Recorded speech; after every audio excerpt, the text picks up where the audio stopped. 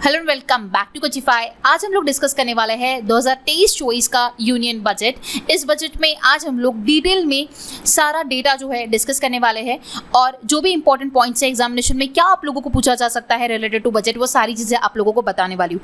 इतना ही नहीं, in between हम लोग कुछ इंपॉर्टेंट क्वेश्चंस को भी डिस्कस करने वाले हैं। सो आप लोगों को ये जो सेशन है from start to end complete देखना है, सो दैट आपको आने वाले एग्जामिनेशन में कोई भी बजट से क्वेश्चन आए तो आप उसका आंसर मार्क कर सको। आपकी upcoming examination RBI grade B के लिए काफ़ी ज़्यादा इंपॉर्टेंट होने वाला है, सो आपको सेशन कंप्लीट देखना है। और आने वाली बैंकिंग एग्जामिनेशन के लिए बजट काफ़ी ज़्यादा इंपॉर्टेंट माना जाता है क्योंकि उससे क्वेश्चन एग्जामिनेशन में आपको देखने ही मिलते हैं। सो ऑल इन ऑल ये सेशन आपकी अपकमिंग होने वाली एग्जामिनेशन के लिए काफ़ी ज़्यादा इंपॉर्टेंट है। सो स्टार्ट करते हैं सेशन को। स्टार्ट करने से पहले आपको एक चीज़ कहना चाहूँगी, अगर आप लोगों ने प्रीवियस मंथ का करंट अफेयर के सेशंस नहीं देखे होंगे, सो सारे करंट अफेयर्स मैंने प्रोवाइड किए हुए हैं, प्लेलिस्ट बना रखा है जिसका लिंक मैं आपको डिस्क्रिप्शन बॉक्स में प्रोवाइड करवा देती हूँ। इस लिंक को फॉलो करना है और सारे मंथली करंट अफेयर्स को प्रिपेयर करना है। उसके साथ साथ अगर आप लोग कोई बैंकिंग एग्जामिनेशन के लिए प्रिपेयर कर रहे हो तो आप लोगों को सभी को पता होगा कि बैंकिंग अवेयरनेस को पढ़ना काफ़ी ज़्यादा इंपॉर्टेंट होता है कि जितना आप लोग करंट अफेयर पढ़ते हो उतना ही करंट अफेयर रिलेटेड बैंकिंग पढ़ना एंड स्टैटिक बैंकिंग पढ़ना आप लोगों के लिए इंपॉर्टेंट है क्योंकि उससे एग्जामिनेशन में क्वेश्चन पूछा जाता है। और अगर आप लोग आरबीआई ग्रेड बी के लिए प्रिपेयर कर रहे हो तो बैंकिंग अवेयरनेस तो मस्ट है क्योंकि उससे काफ़ी सारे क्वेश्चन जो है वो पूछे जाते हैं। ओके, सो बैंकिंग अवेयरनेस के जितने भी सेशंस मैंने आपको प्रोवाइड किए हैं करंट बैंकिंग के एंड स्टैटिक बैंकिंग के, सारे के डिटेल्स मैं आपको डिस्क्रिप्शन बॉक्स में प्रोवाइड करवा देती हूँ, सबके लिंक्स, सो दैट वो सारे सेशंस को आपको फॉलो करना रहेगा आपकी एग्जामिनेशन से पहले। ओके, सो अभी हम लोग हमारे सेशन को स्टार्ट करते हैं और देखते हैं यूनियन बजट 23-24 का। ओके, सो सेशन स्टार्ट करने से पहले आप लोगों को एक और चीज़ कहना चाहूँगी कि आप लोगों को अगर इस पर्टिकुलर सेशन का ई बुक चाहिए सो आप लोगों को कोचिफाई के एप्लीकेशन पे मिल जाएगा। आप लोगों को मैं जितने भी सेशन प्रोवाइड करती हूँ, वो करंट अफेयर को हो, वो बैंकिंग अवेयरनेस को, वो स्टैटिक बैंकिंग को, जो भी यूट्यूब पे आता है उनके सारे ई बुक जो है वो कोचिफाई के एप्लीकेशन पे अवेलेबल होते हैं। ओके, सो आप लोगों को क्या करना है, इस यूनियन बजट का स्पेशली ई बुक जो है वो गो थ्रू करना रहेगा क्योंकि उसमें जो है सारा जो हम लोग आज डिस्कस करने वाले हैं वो तो पॉइंट्स होगे ही होगे, इसके अलावा कुछ एडिशनल पॉइंट्स भी आपको उस ई बुक में नजर आएंगे। इसलिए आपको ये सारा सेशन तो कंप्लीट देखना ही है and for the revision purpose आपको ई बुक को गो थ्रू करना है जो कि आपको एप्लीकेशन पे मिल जाएगा। ठीक है, एप्लीकेशन का लिंक डिस्क्रिप्शन बॉक्स में मिल जाएगा, अगर नहीं है तो उसे डाउनलोड कीजिए।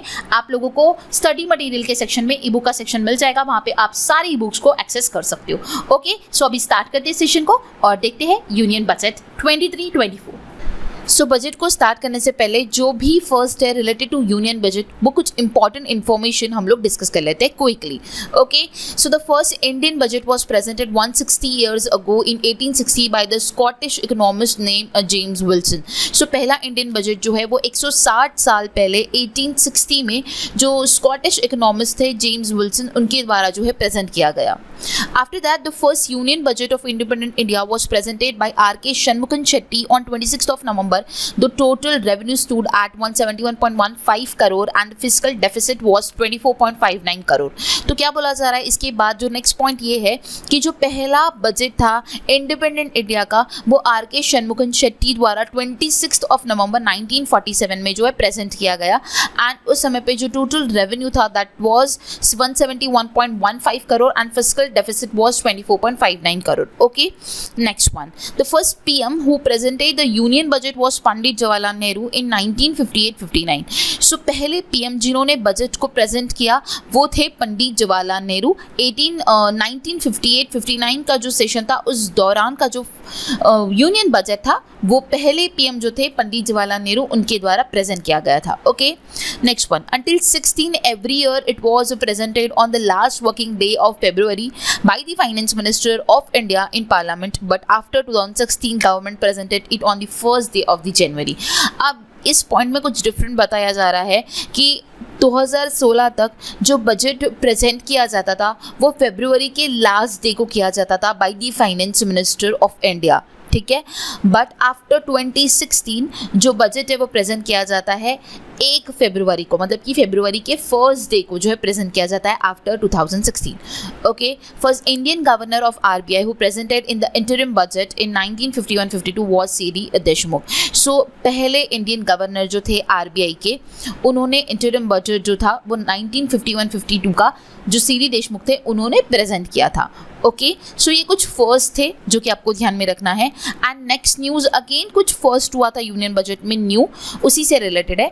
That is the union minister of finance and corporate affair Nirmala Sitharaman presented the union budget 21-22 in Parliament on February 1, 2021, which is the first budget of this new decade, also digital one. क्या बोला जा रहा है कि जो union finance and corporate affair minister है निर्मला सीतारमन, इन्होंने 21-22 का जो बजट था, ठीक है, वो पहला बजट था जो कि डिजिटल बजट जो है उन्होंने अनाउंस किया। अगर आपको एग्जामिनेशन में पूछा गया कि पहला डिजिटल बजट किसने अनाउंस किया, तो वो थी finance minister Nirmala Sitharaman. Okay, और ये कौन से ईयर से स्टार्ट हुआ, तो 2021 का जो सेशन था 21-22 का, उस टाइम से जो डिजिटल बजट जो है वो प्रेजेंट किया गया। ओके, इससे पहले जो है बही खाता सिस्टम था। ओके, सो उससे जो है बजट जो है अनाउंस किया जाता था। ओके, उसके बाद जो है ब्रीफ केस में जो है वो लेकर ब्रीफ केस के माध्यम से जो है बजट अनाउंस किया जाता था। बट फ्रॉम 21-22 जो है डिजिटली जो है बजट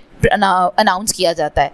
ओके, सो ये बात आपको ध्यान में रखना है। और जैसे कि पहला बजट कब प्रेजेंट किया गया था, तो 1860 में किया गया था। इंडिपेंडेंट इंडिया का पहला बजट किसने प्रेजेंट किया, तो वो थे आर.के. शनमुखन शेट्टी। फर्स्ट पीएम जिन्होंने बजट अनाउंस किया वो थे पंडित जवाहरलाल नेहरू। ओके, ये सारी चीज़ें आप लोगों को ध्यान में रखनी रहेगी। ओके, नेक्स्ट अभी हमारा एक्चुअल जो 23-24 के सेशन का जो यूनियन बजट है ये हम लोग डिस्कस करने जा रहे हैं। सो इस साल का जो बजट था that is 93rd union budget of India. Okay, सबसे पहला पॉइंट है, according to the article 112 of the Indian constitution, the union budget of the year is referred to as a annual financial statement. So article 112 के अनुसार जो है union budget जो होता है साल का, उसे एनुअल फाइनेंशियल स्टेटमेंट से जो है बुलाया जाता है। ओके, सो ये आपको ध्यान में रखना, ये काफ़ी ज़्यादा इंपॉर्टेंट है। नेक्स्ट पॉइंट है, finance minister Nirmala Sitharaman presented her 5th budget of the Modi 2.0 government. So union जो फाइनेंस मिनिस्टर है, union finance minister Nirmala Sitharaman, इनका ये 5th नंबर का बजट था इस साल का। ठीक है, जब मोदी 2.0 गवर्नमेंट जो आई, मतलब 2019 में, उसके बाद से जो है वो कंटिन्यूसली जो है बजट जो है अनाउंस कर रही है। एंड इस साल का जो बजट उन्होंने अनाउंस किया वो उनका 5th टर्म था जब उन्होंने बजट को अनाउंस किया। Okay, this is also the first budget of the Amritkaal 2022-2047। अब क्या बोला जा रहा है, ये जो इस साल का जो बजट था ये पहला बजट था अमृतकाल का। अब अमृतकाल क्यों कहा जा रहा है, जैसे कि आप लोगों ने देखा होगा कि जब इस साल 75 वर्ष कंप्लीट हुआ इंडिया को इंडिपेंडेंस डे इस साल, तब मोदी जी ने जो अनाउंस किया था अमृतकाल इस शब्द को। ओके, सो अमृतकाल मतलब कि क्या कहा जा रहा है कि इस साल से, मतलब कि 2022 से जो आने वाला 2047 है, मतलब कि और जो 25 साल बचे हुए हमारे जो भारत है उसको 100 वर्ष पूरे होने वाले हैं। ओके, सो ये जो 75 साल के बाद जो भी 25 साल बचे हुए, इन 25 साल के लिए जो एक वर्ड इस्तेमाल किया गया है वो अमृतकाल, ये शब्द अनाउंस किया गया है। तो अमृतकाल का इस साल का जो बजट था वो फर्स्ट बजट था। ओके, सो आपको ये पता होना चाहिए कि अमृतकाल किसे कहा जा रहा है। आफ्टर इंडिपेंडेंस, मतलब 75 ईयर्स जो हमारे इंडिया को हुए इंडिपेंडेंट होते हुए, उसके बाद का जो बचा हुआ 25 साल है इसे अमृतकाल कहा जा रहा है। ओके, सो 2047 में इंडिया जो है वो 100 वर्ष पूरा करेगा। ओके, सो ये जो पीरियड है फ्रॉम 2022 टू 2047 इसे अमृतकाल कहा जा रहा है। और इस साल का जो बजट था वो फर्स्ट बजट था अमृतकाल का। ओके, जो थीम है वो है वसुधैव कुटुंबकम। ठीक है, and finance minister Sitharaman announce that the economic growth in the current year is estimate to be at 7%। Very important point. और जो इकोनॉमिक ग्रोथ बताया गया है करंट ईयर का, जो इसका एस्टिमेट बताया गया है जो कि ये 7%। ओके, सो ये जो पॉइंट्स मैंने बताया, ठीक है, ये आपको सारे ध्यान में रखना है। फर्स्ट वन इज कि इस साल का 93rd बजट था। इस साल का जो बजट था उसे अमृतकाल कहा जा रहा है। अमृतकाल का ये फर्स्ट बजट था। जो इस साल का इकोनॉमिक ग्रोथ एस्टिमेट किया गया है दैट इज 7%। और जो बजट होता है उसको एनुअल फाइनेंशियल स्टेटमेंट से जो है रेफर किया जाता है अकॉर्डिंग टू आर्टिकल 112। ओके, सो ये इसके विजन बताए जा रहे हैं। ये विजन भी आपको ध्यान में रखना रहेगा। ये विजन है अमृतकाल का, opportunity for the citizens with focus on the youth, growth and job creation, strong and stable macro economic environment. Okay, next अभी हम लोगों ने जो डिस्कस किया उसी के ऊपर अगर मैं क्वेश्चन कहूँ सबसे ज़्यादा इंपॉर्टेंट तो वो ये आ सकता है कि what is the current year economic growth is estimated at the union budget 2023। जैसे कि मैंने आपको बताया कि इस साल का इकोनॉमिक ग्रोथ जो एस्टिमेट किया गया है वो 7% है। दैट मीन्स ऑप्शन सी इस क्वेश्चन का करेक्ट आंसर होगा। ओके, सो इसी तरीके से हम लोग सेशन को पढ़ते जाएंगे, क्वेश्चन भी रहेंगे एंड डेटा भी रहेगा। ओके, नेक्स्ट मूव ऑन करते हैं। अब आगे जो इम्पोर्टेंट बात कही थी सीतारमन ने वो ये कही थी कि उन्होंने 2014 से लेके अभी तक 2023 तक जो 9 साल हुए हैं, ठीक है, जिसमें इंडिया का जो 10th लार्जेस्ट इकोनॉमी इंडिया हुआ करता था, एट प्रेजेंट जो है वो 5th लार्जेस्ट इकोनॉमी है। तो इंडिया ने जो ग्रोथ किया है उसके बारे में जो है उन्होंने स्टार्टिंग में कुछ डिस्कस किया। तो इस दौरान इस 9 साल में क्या चेंजेस हुए वो उनने सारे बताए हैं। सो आप लोगों को अभी ये जो पेज है ये स्पेशली इस चीज़ का है कि जो पिछले 9 साल में जो इकोनॉमी में ग्रोथ हुआ है वो किस वजह से हुआ है और वो जो ग्रोथ हुआ है उसमें क्या क्या चेंजेस लाए गए, उस चेंजेस को बताया गया है। तो ये भी पॉइंट आपको ध्यान में रखने रहेंगे। सबसे पहला पॉइंट है per capita income has more than double two 1.97 lakh in around 9 years. Very important, ये पूछा जा सकता है। पिछले 9 साल की अगर बात की जाए तो इनकम जो है वो मोर देन डबल हुई है, that is 1.97 lakh. Okay, so per capita income जो है वो डबल से भी ज़्यादा हुई है पिछले 9 सालों में अगर बात की जाए तो 1.97 लाख, ये अमाउंट आपको ध्यान में रखना है। इंडिया का जो इकोनॉमी है वो जो है वो और अप हुआ है, 10 से वो 5th लार्जेस्ट इकोनॉमी हुआ है। Okay, then EPFO membership has more than double to 27 crore. सो EPFO की जो मेंबरशिप है वो भी डबल से ज़्यादा हुई, 27 करोड़ हो चुकी है। देन उसके बाद 7400 crore digital payment of 126 lakh crore has taken place through UPI इन 2022। सो क्या बोला गया है कि 7400 करोड़ डिजिटल पेमेंट्स जो है वो हुए हैं, एंड जिसमें से 126 लाख करोड़ जो पेमेंट्स हुए थे 2022 के वो UPI के माध्यम से हुए। इतना ही नहीं तो आपको एक चार्ट नज़र आ रहा होगा साइड में, 11.7 करोड़ हाउस होल्ड टॉयलेट जो है वो अंडर स्वच्छ भारत मिशन जो है वो बनाए गए। ये 9 ईयर्स की बात की जा रही है कंप्लीटली, तो आपको ये डेटा ध्यान में रखना होगा, इससे भी क्वेश्चन आ सकता है। देन 9.6 LPG कनेक्शन अंडर उजाला योजना जो है वो बने। 220 करोड़ कोविड वैक्सीनेशन जो है अराउंड 102 करोड़ पर्सन्स को दिए गए। 47.8 crore bank account under PM Jan Dhan योजना जो है वो ओपन हुए। 44.6 crore person covered under the PM सुरक्षा बीमा and prime minister Jeevan Jyoti बीमा योजना। सो इन दो योजना के तहत 44.6 करोड़ पर्सन्स को कवर किया गया। 2.2 lakh crore cash transfer to over 11.4 crore farmers under the PM Kisan Samman Nidhi. क्या बोला गया, 2.2 लाख करोड़ रुपीस जो है कैश ट्रांसफर हुई है। कितने फार्मर्स को, 11.4 करोड़ फार्मर्स को under which scheme, under PM Kisan Samman Nidhi scheme, and जिसकी मैंने बताया कि पर कैपिटा इनकम जो है वो डबल से भी ज़्यादा हुआ और उसका अमाउंट बताया गया, that is 1.97 lakh crore. Okay, सो ये आप लोगों को ध्यान में रखना होगा। ओके, ये जो थी ये अचीवमेंट थी सिंस 14। ओके, सो ये उन्होंने बताया एंड आफ्टर दैट अनाउंस किया गया कि इस साल का जो बजट है वो 7 प्रायोरिटी के ऊपर जो है वो सेट किया गया है, जिसे सप्तऋषि का जो है, जिसके लिए सप्तऋषि ये एक टर्मिनोलॉजी जो है उन्होंने यूज़ किया। ओके, सो ये बहुत ही ज़्यादा इंपॉर्टेंट पॉइंट है जो कि आपको ध्यान में रखना होगा कि इस साल का जो बजट पेश किया गया था उसके ऊपर 7 प्रायोरिटीज़ को सेट करके जो है इस साल के बजट को जो है वो प्रेजेंट किया गया। और वो 7 प्रायोरिटीज़ क्या है, वो सप्तऋषिज क्या है ये भी आपको जानना होगा। First one is inclusive development, second one is reaching last mile, third one is infrastructure investment, fourth is unleashing potential, fifth is green growth, six is youth power and seventh one is financial sector. देखिए इन 7 priorities को मैं detail में आप लोगों को explain करूंगी, क्या क्या चीज़ें इसमें आप लोगों को ध्यान में रखनी है वो सारी चीज़ें आपको बताने वाली हूँ। Stay tune. एंड कहीं पे भी आप वीडियो को एक ही चीज़ कहूँगी, अगर आप पॉज करते हो तो आप छोटी छोटी, देखिए बजट में क्या होता है, छोटी छोटी फैक्ट्स फिगर्स होती है जो कि अगर आप मिस आउट करते हो तो आपको नहीं पता है कि कहाँ से क्वेश्चन आएगा, करेक्ट। सो आपको छोटे छोटे जो भी पॉइंट्स मैं बता रही हूँ वो सारे ध्यान में रखना है।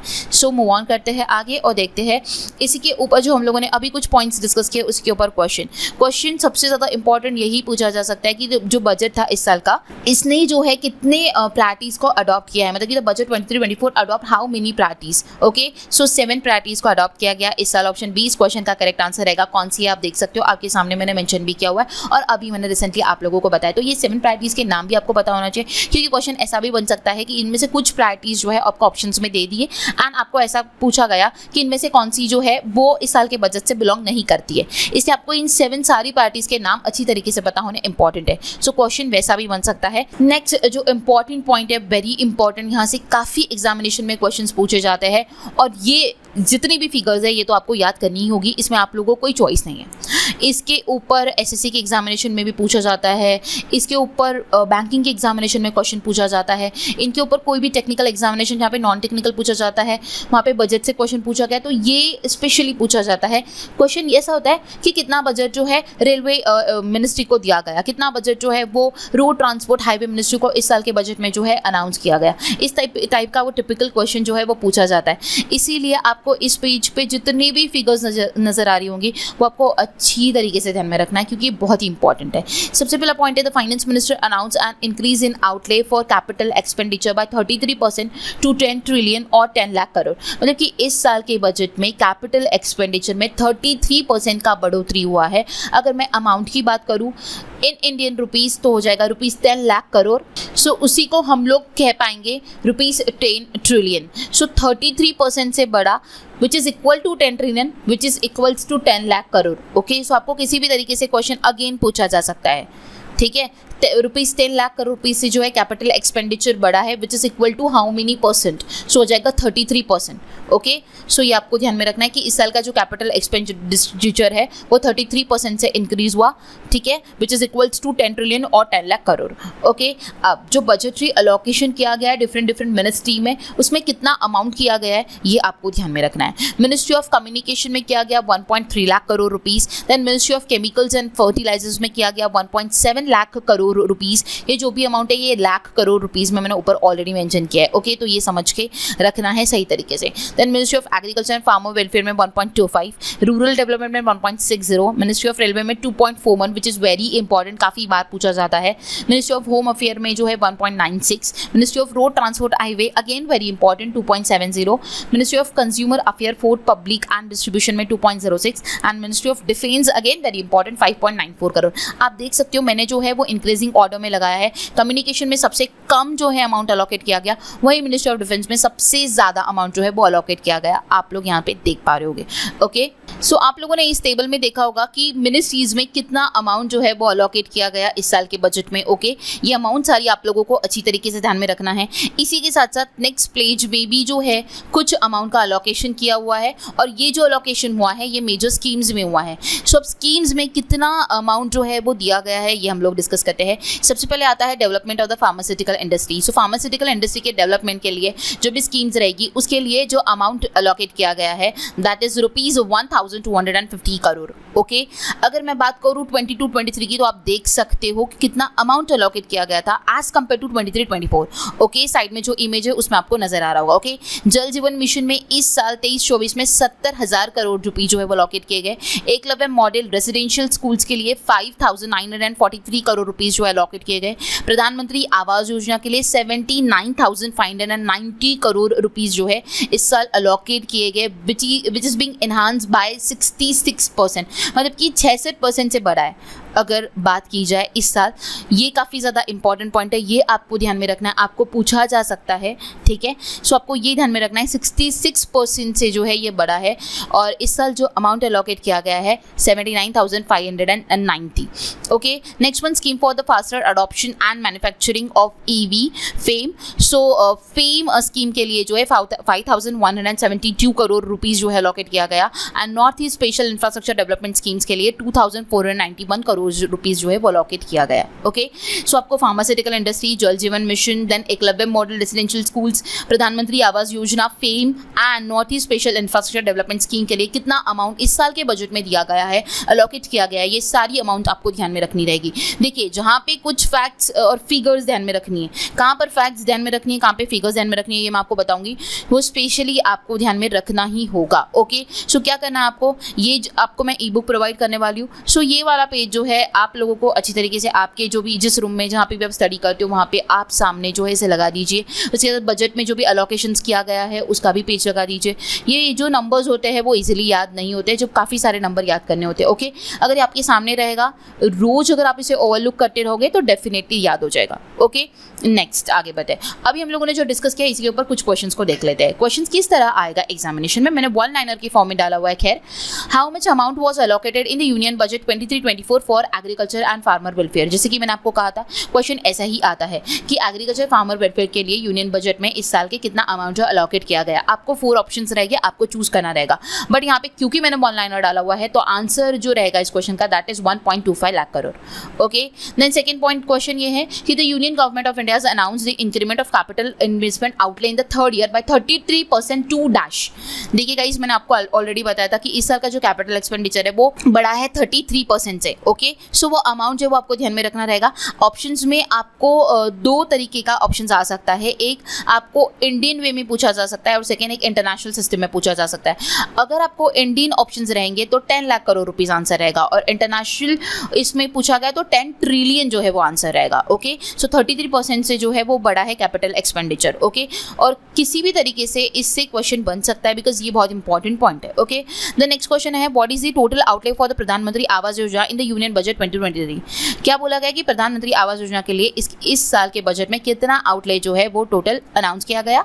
सो वो 79,000 करोड़ रुपीज जो ओवर, मतलब कि ओवर लिखा है, दैट मीन्स मैंने एग्जैक्ट अमाउंट नहीं लिखा है। और आप लोगों को भी इसी तरीके से ऑप्शंस में होता है, कभी कभार अप्रोक्सीमेट अमाउंट भी होती है, not necessary always exact correct number होता है। ओके, आपको करेक्ट नंबर ध्यान में रखना है, लेकिन आप लोगों को अगर वो एग्जैक्ट नंबर नहीं दिखता है तो उसके आसपास का जो है वो नंबर वो भी आप पिक कर सकते हो। तो 66% से जो एनहांस हुआ है 79,000 करोड़ रुपीज जो है वो अमाउंट है। ओके, सो इस तरीके से आप लोगों को ध्यान में रखना रहेगा। देखिए, मैं आप लोगों को डेटा कंप्लीट डिटेल में आज का बजट जो है वो एक्सप्लेन कर रही हूँ। इन बिटवीन आपको ये भी बता रही हूँ कि क्वेश्चन किस तरीके से आएगा। ओके, ठीक है, वन लाइनर में सिर्फ मैंने वन लाइनर क्वेश्चन दिया है, ऑप्शंस 4 के बजाय डायरेक्टली आंसर प्रोवाइड किया है, लेकिन वो आप लोगों को उतना तो है कंसिडर कर सकते हो, करेक्ट।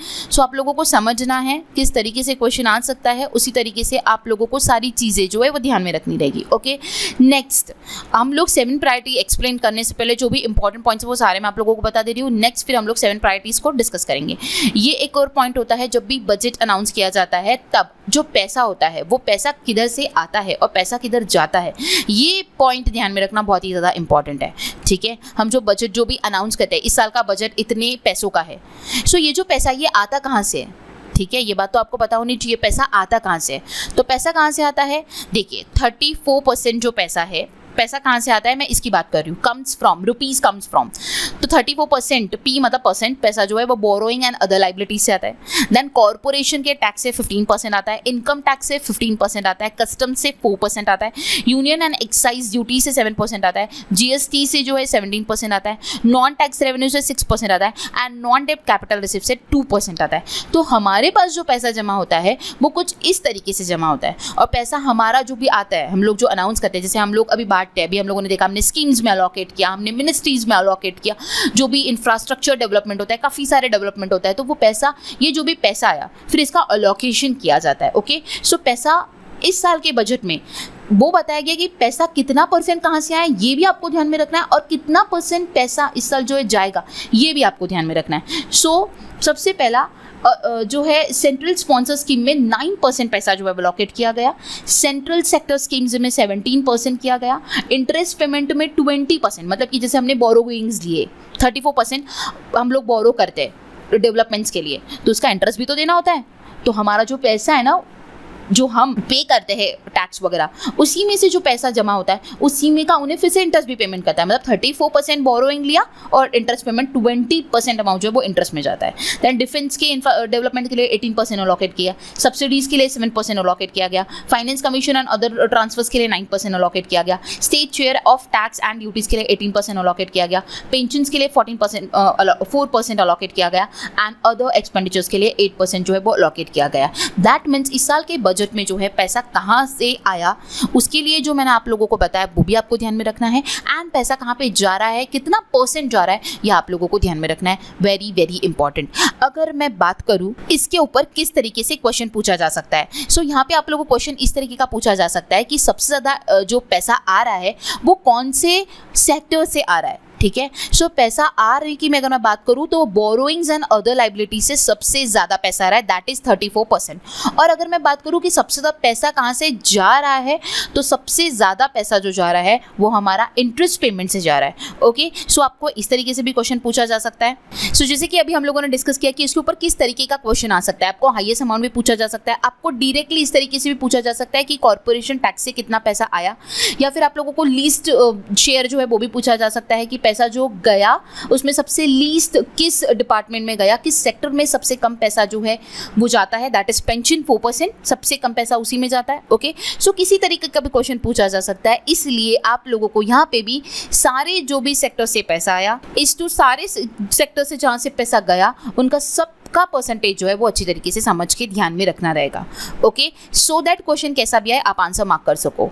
ठीक है, नेक्स्ट अभी हमारा जो स्पेशल एंड इंपॉर्टेंट पॉइंट है वो स्टार्ट होता है, मतलब कि जो 7 प्रायोरिटीज के ऊपर इस साल का बजट जो है वो अनाउंस किया गया था वो अभी स्टार्ट होता है। ओके, इससे पहले मैंने आप लोगों को क्या क्या बताया, मैं एक और बार आपको रिकॉल करवा देती हूँ। सबसे पहले मैंने बजट में आप लोगों को ये बताया कि जो भी फर्स्ट कुछ प्रेजेंट किया गया था उससे रिलेटेड मैंने डेटा बताया। आफ्टर दैट हम लोगों ने हमारा बजट जो है वो एक्चुअल स्टार्ट किया। इस साल के बजट जो किस पे निर्भर करता है, क्या क्या चीज़ें, वो सारी चीज़ें मैंने आपको बताई। देन उसके बाद ये बताया था सबसे इंपॉर्टेंट पॉइंट कि इस साल का बजट जो है उसके लिए 7 प्रायोरिटीज को सेट किया गया था। ओके, एंड इसी को लेकर जो है इस साल के बजट को प्रेजेंट किया गया है, और मैंने कहा था कि इसको डिटेल में मैं आपको एक्सप्लेन करूंगी, तो वही पॉइंट अभी आ चुका है। ओके, एंड इन बिटवीन हम लोगों ने क्या डिस्कस किया था कि बजट में कितना अमाउंट कौन से मिनिस्ट्रीज में अलॉकेट किया गया, कौन से स्कीम्स में अलॉकेट किया गया, ये सारी चीज़ें बताई। एंड बजट में जो पैसा आया और गया वो कौन से सेक्टर में कितना परसेंट गया, ये हम लोगों ने डिस्कस किया। अब हमारा एक्चुअल पॉइंट आता है, दैट इज इस साल की जो सप्तऋषिज है, इस साल का जो 7 प्रायोरिटीज है उसमें का सबसे first priority that is inclusive development. अब ये इंक्लूसिव डेवलपमेंट में क्या क्या चेंजेस कराए गए और क्या क्या इसमें एड ऑन्स हुए, ये सारी चीज़ें मैं आपको बताने वाली हूँ। सो सबसे पहला प्रायोरिटी है इंक्लूसिव डेवलपमेंट। इंक्लूसिव डेवलपमेंट में हम लोग देखने वाले हैं कि कौन से सेक्टर में किस तरीके से चेंज लाया गया है। तो सबसे पहला आता है एग्रीकल्चर। एग्रीकल्चर की अगर मैं बात करूँ तो सबसे पहला पॉइंट आता है digital public infrastructure for agriculture to be built as a open source, open standard and interoperable public good to enable inclusive farmer centric solution and support for the growth of agritech industry and startup. So simply आपको इतना ध्यान में रखना है कि digital public infrastructure जो है वो एग्रीकल्चर के लिए बिल्ड किया गया एज अ ओपन सोर्स, जो कि जो फार्मर्स है उनके लिए जो है कंप्लीट सॉल्यूशन प्रोवाइड करवा के देगा। ओके, एंड एग्रीटेक इंडस्ट्री की ग्रोथ करवाएगा एंड स्टार्टअप की भी ग्रोथ करवाएगा। ओके, सो सिंपल ध्यान में रखना है डिजिटल पब्लिक इंफ्रास्ट्रक्चर जो है वो एग्रीकल्चर के लिए बिल्टअप किया गया। नेक्स्ट वन पॉइंट है agriculture accelerator fund to be set up to encourage agri setup by young entrepreneurs in rural areas. ऐसा बोला गया कि एग्रीकल्चर एक्सेलरेटर फंड को सेटअप किया जाएगा, ठीक है, किन के लिए, जो एग्री स्टार्टअप्स होते हैं, यंग एंटरप्रेन्योर्स होते हैं रूरल एरियाज के, उनके लिए। Okay, next point Aatmanirbhar horticulture clean plant programme with an outlay of 2200 crore to be launched to boost availability of disease-free quality planting material for high value horticulture crops। So क्या बोला गया यहाँ पे कि आत्मनिर्भर हॉर्टिकल्चर क्लीन प्लांट प्रोग्राम जो है उसके लिए 2200 करोड़ रुपीस जो है वो लगाए गए हैं। सो ये जो प्रोग्राम है इसका लाने का उद्देश्य यही है कि जो प्लांट्स है वो डिसीज फ्री रहे। ओके, सो उसके लिए हाई क्वालिटी मटेरियल जो है वो हॉर्टिकल्चर क्रॉप्स के लिए जो है वो बनाया जाएगा। ओके, सो उसके लिए 2200 करोड़ रुपीस जो है वो लगाए गए। ओके, नेक्स्ट वन है the agriculture credit target will be increase to rupees 20 lakh crore with a focus on animal husbandry, dairy and fisheries. So बाद में नेक्स्ट जो पॉइंट है इसमें ये कहा गया कि एग्रीकल्चर क्रेडिट टारगेट जो है वो इंक्रीज कर दिया गया है, वो 20 लाख करोड़ रुपीस कर दिया गया है, जिसका फोकस जो है वो एनिमल हस्बेंड्री पे है, डेयरी एंड फिशरीज पे है। ओके, देन उसके बाद to enhance the productivity of extra long staple cotton, government will adopt a cluster based and value chain approach through PPP, public private partnership. This will mean collaboration between farmers, state and industry for input supplies, extension services and market linkage. So इस point में ये बोला गया था कि जो extra long staple cotton है उसकी प्रोडक्टिविटी को एनहांस करने के लिए गवर्नमेंट जो है cluster based value chain approach जो है उसे अडॉप्ट करने वाला है, और वो अप्रोच कौन सा है, पब्लिक प्राइवेट पार्टनरशिप। ओके, यही स्पेशली आपको ध्यान में रखना है। इसी तरीके से आपको पूछा जा सकता है कि एक्स्ट्रा लॉन्ग स्टेपल कॉटन की प्रोडक्टिविटी को एनहांस करने के लिए गवर्नमेंट जो है वो cluster based value chain approach को अडॉप्ट करने वाली है, तो वो अप्रोच कौन सा है, that is public private partnership. Okay, ये पीपीपी का फुल फॉर्म भी आपको ध्यान में रखना रहेगा। ओके, नेक्स्ट पॉइंट ऐसा है, to make India as a global hub for the Shri Anna, the Indian institute of millet research Hyderabad will be supported as a centre of excellence for sharing best practices research technology at the international level. यहाँ पे ये बोला जा रहा है कि भारत को श्री अन्ना के लिए एक वैश्विक केंद्र बनाने के लिए जो Indian institute of millet research Hyderabad है वो सपोर्ट करेगा, अपनी बेस्ट प्रैक्टिसेस प्रोवाइड करेगा, रिसर्च टेक्नोलॉजी जो है वो इंटरनेशनल लेवल पे जो है उसे प्रोवाइड करेगा। ओके, सो ग्लोबल हब बनाने के लिए जो है सपोर्ट करने वाला है the Indian institute of millet research and Hyderabad, जो कि हैदराबाद में सिचुएटेड है। ओके, सो ये पॉइंट काफ़ी ज़्यादा इंपॉर्टेंट है, ये बात आपको ध्यान में रखना होगा। एंड एक और बात कही गई थी कि इंडिया जो है वो लार्जेस्ट प्रोड्यूसर है एंड सेकेंड लार्जेस्ट एक्सपोर्टर है श्री अन्ना का इन दी वर्ल्ड। श्री अन्ना में क्या क्या इंक्लूड होता है, जवार, रागी, बाजरा, कुट्टू एक्सेट्रा। ओके, सो जो श्री अन्ना है इसका जो कहा गया था कि इंडिया जो है वो लार्जेस्ट प्रोड्यूसर है एंड सेकेंड लार्जेस्ट एक्सपोर्टर है। ओके, सो एक एडिशनल आप ध्यान में रख सकते हो। ओके, इंपॉर्टेंट पॉइंट था, श्री अन्ना को ग्लोबल हब बनाने के लिए, एक सेंटर ऑफ एक्सीलेंस बनाने के लिए, ठीक है, एक वैश्विक केंद्र बनाने के लिए Indian institute of millet research Hyderabad जो है वो सपोर्ट करेगा। Okay, next point related to agriculture and the last point, massive decentralized storage capacity to be set up to help the farmers store their produce and realize remunerative prices through the sale at appropriate times. The government will also facilitate setting up a large number of multi-purpose cooperative societies, primary fishery societies, dairy cooperative societies in the undercovered panchayats and village in the next 5 years. देखिए, इस point पे ऐसा बोला जा रहा है कि जो डिसेंट्रलाइज स्टोरेज कैपेसिटी जो है बहुत बड़ा, मतलब कि मैसिव डिसेंट्रलाइज स्टोरेज कैपेसिटी जो है वो सेटअप किया जाएगा फार्मर्स के लिए, ताकि वो जो है अपना प्रोड्यूस किया हुआ जो प्रोडक्ट है उसे स्टोर कर सके। ओके, सो गवर्नमेंट ने ये कहा है कि वो large number of multipurpose corporative societies, primary fishery society, dairy corporative society, ये जो है ये पंचायत एंड विलेजेस में जो है आने वाले नेक्स्ट 5 ईयर्स पे जो है ये सेटअप करने वाली है। Okay, large number of cooperative societies, primary fishery society, dairy corporative society, panchayat and village में आने वाले नेक्स्ट 5 इयर्स में जो है वो सेटअप किया जाएगा। ओके, सो अगर अभी मैं एग्रीकल्चर की बात करूँ ओवरऑल, तो आपको क्या क्या चीज़ें ध्यान में रखनी है। सबसे इंपॉर्टेंट श्री अन्ना वाला पॉइंट, देन पीपीपी वाला पॉइंट जैसे कि मैंने आपको बताया, देन क्रेडिट टारगेट जो है वो इंक्रीज कर दिया गया, 20 लाख करोड़ रुपीस कर दिया गया है। सबसे इंपॉर्टेंट पॉइंट यहाँ पे ये आता है कि आत्मनिर्भर हॉर्टिकल्चर क्लीन प्लांट प्रोग्राम है, उसके लिए 2200 करोड़ रुपीस जो है वो अमाउंट लगाया गया है, जिसके थ्रू डिसीज फ्री जो है प्लांट्स होने चाहिए, ये उनका अप्रोच है। और उसके लिए जो मटेरियल है वो हाई क्वालिटी जो है वो इस्तेमाल किया जाएगा। देन उसके बाद एक पॉइंट ये है कि एग्रीकल्चर एक्सेलरेट फंड को सेटअप किया जा रहा है एग्री स्टार्टअप्स के लिए, एंड डिजिटल पब्लिक इंफ्रास्ट्रक्चर जो है उसे भी बिल्ड किया जा रहा है as a open source. Okay, सो ये सारे पॉइंट्स जो थे, जो कि इंक्लूसिव डेवलपमेंट में एग्रीकल्चर के लिए जो कुछ चेंज किया गया था, ये आते हैं। ओके, सो यहाँ पे हमारा एग्रीकल्चर का पॉइंट कंप्लीट होता है। इसके ऊपर अगर एक और एक इंपॉर्टेंट क्वेश्चन अगर मैं कहूँ, जो भी हमने पढ़ा उसके ऊपर एक क्वेश्चन पढ़ते हैं और आप भी इसका आंसर करने की कोशिश कीजिए। What will be the global hub for millets? Okay, जो कि मैंने आपको बताया था, Indian institute of millet research in Hyderabad. So option D इस क्वेश्चन का करेक्ट आंसर रहेगा। सो कौन सा मिलेट्स के लिए ग्लोबल हब जो है, जो कि उसे सपोर्ट करने वाला है, that is Indian institute of millet research in Hyderabad. Okay, so अभी हम लोगों ने जो है एग्रीकल्चर कंप्लीट किया है। नेक्स्ट जो हमें चेंजेस देखने मिले हैं इंक्लूसिव डेवलपमेंट में, वो है हेल्थ। सो हेल्थ में सबसे पहला पॉइंट है, सारे इंपॉर्टेंट पॉइंट्स है जो भी मैं हाईलाइट्स बता रही हूँ अच्छी तरीके से ध्यान में रखना है। 157 new nursing colleges to be established in co-location with the existing 157 medical colleges established since 2014। So क्या बोला जा रहा है, 157 न्यू नर्सिंग कॉलेजेस को जो है वो एस्टैब्लिश किया जाएगा। ओके, ये बात ध्यान में रखनी है। ओके, नेक्स्ट वन है, ambition to eliminate sickle cell anaemia by 2047 will be launch. Sickle cell anaemia को जो है 2047 तक एलिमिनेट किया जाएगा। ठीक है, ये बात ध्यान में रखना है। Next one, joint public private medical research to be encourage via select ICMR labs for encouraging collaborative research and innovation. New programme to promote research in pharmaceutical to be launch. ठीक है, सो लास्ट के जो 2 points है वो बहुत ही simple है। Joint public private research जो है उसके एनकरेज किया जा रहा है ICMR लैब्स को सिलेक्ट करते हुए।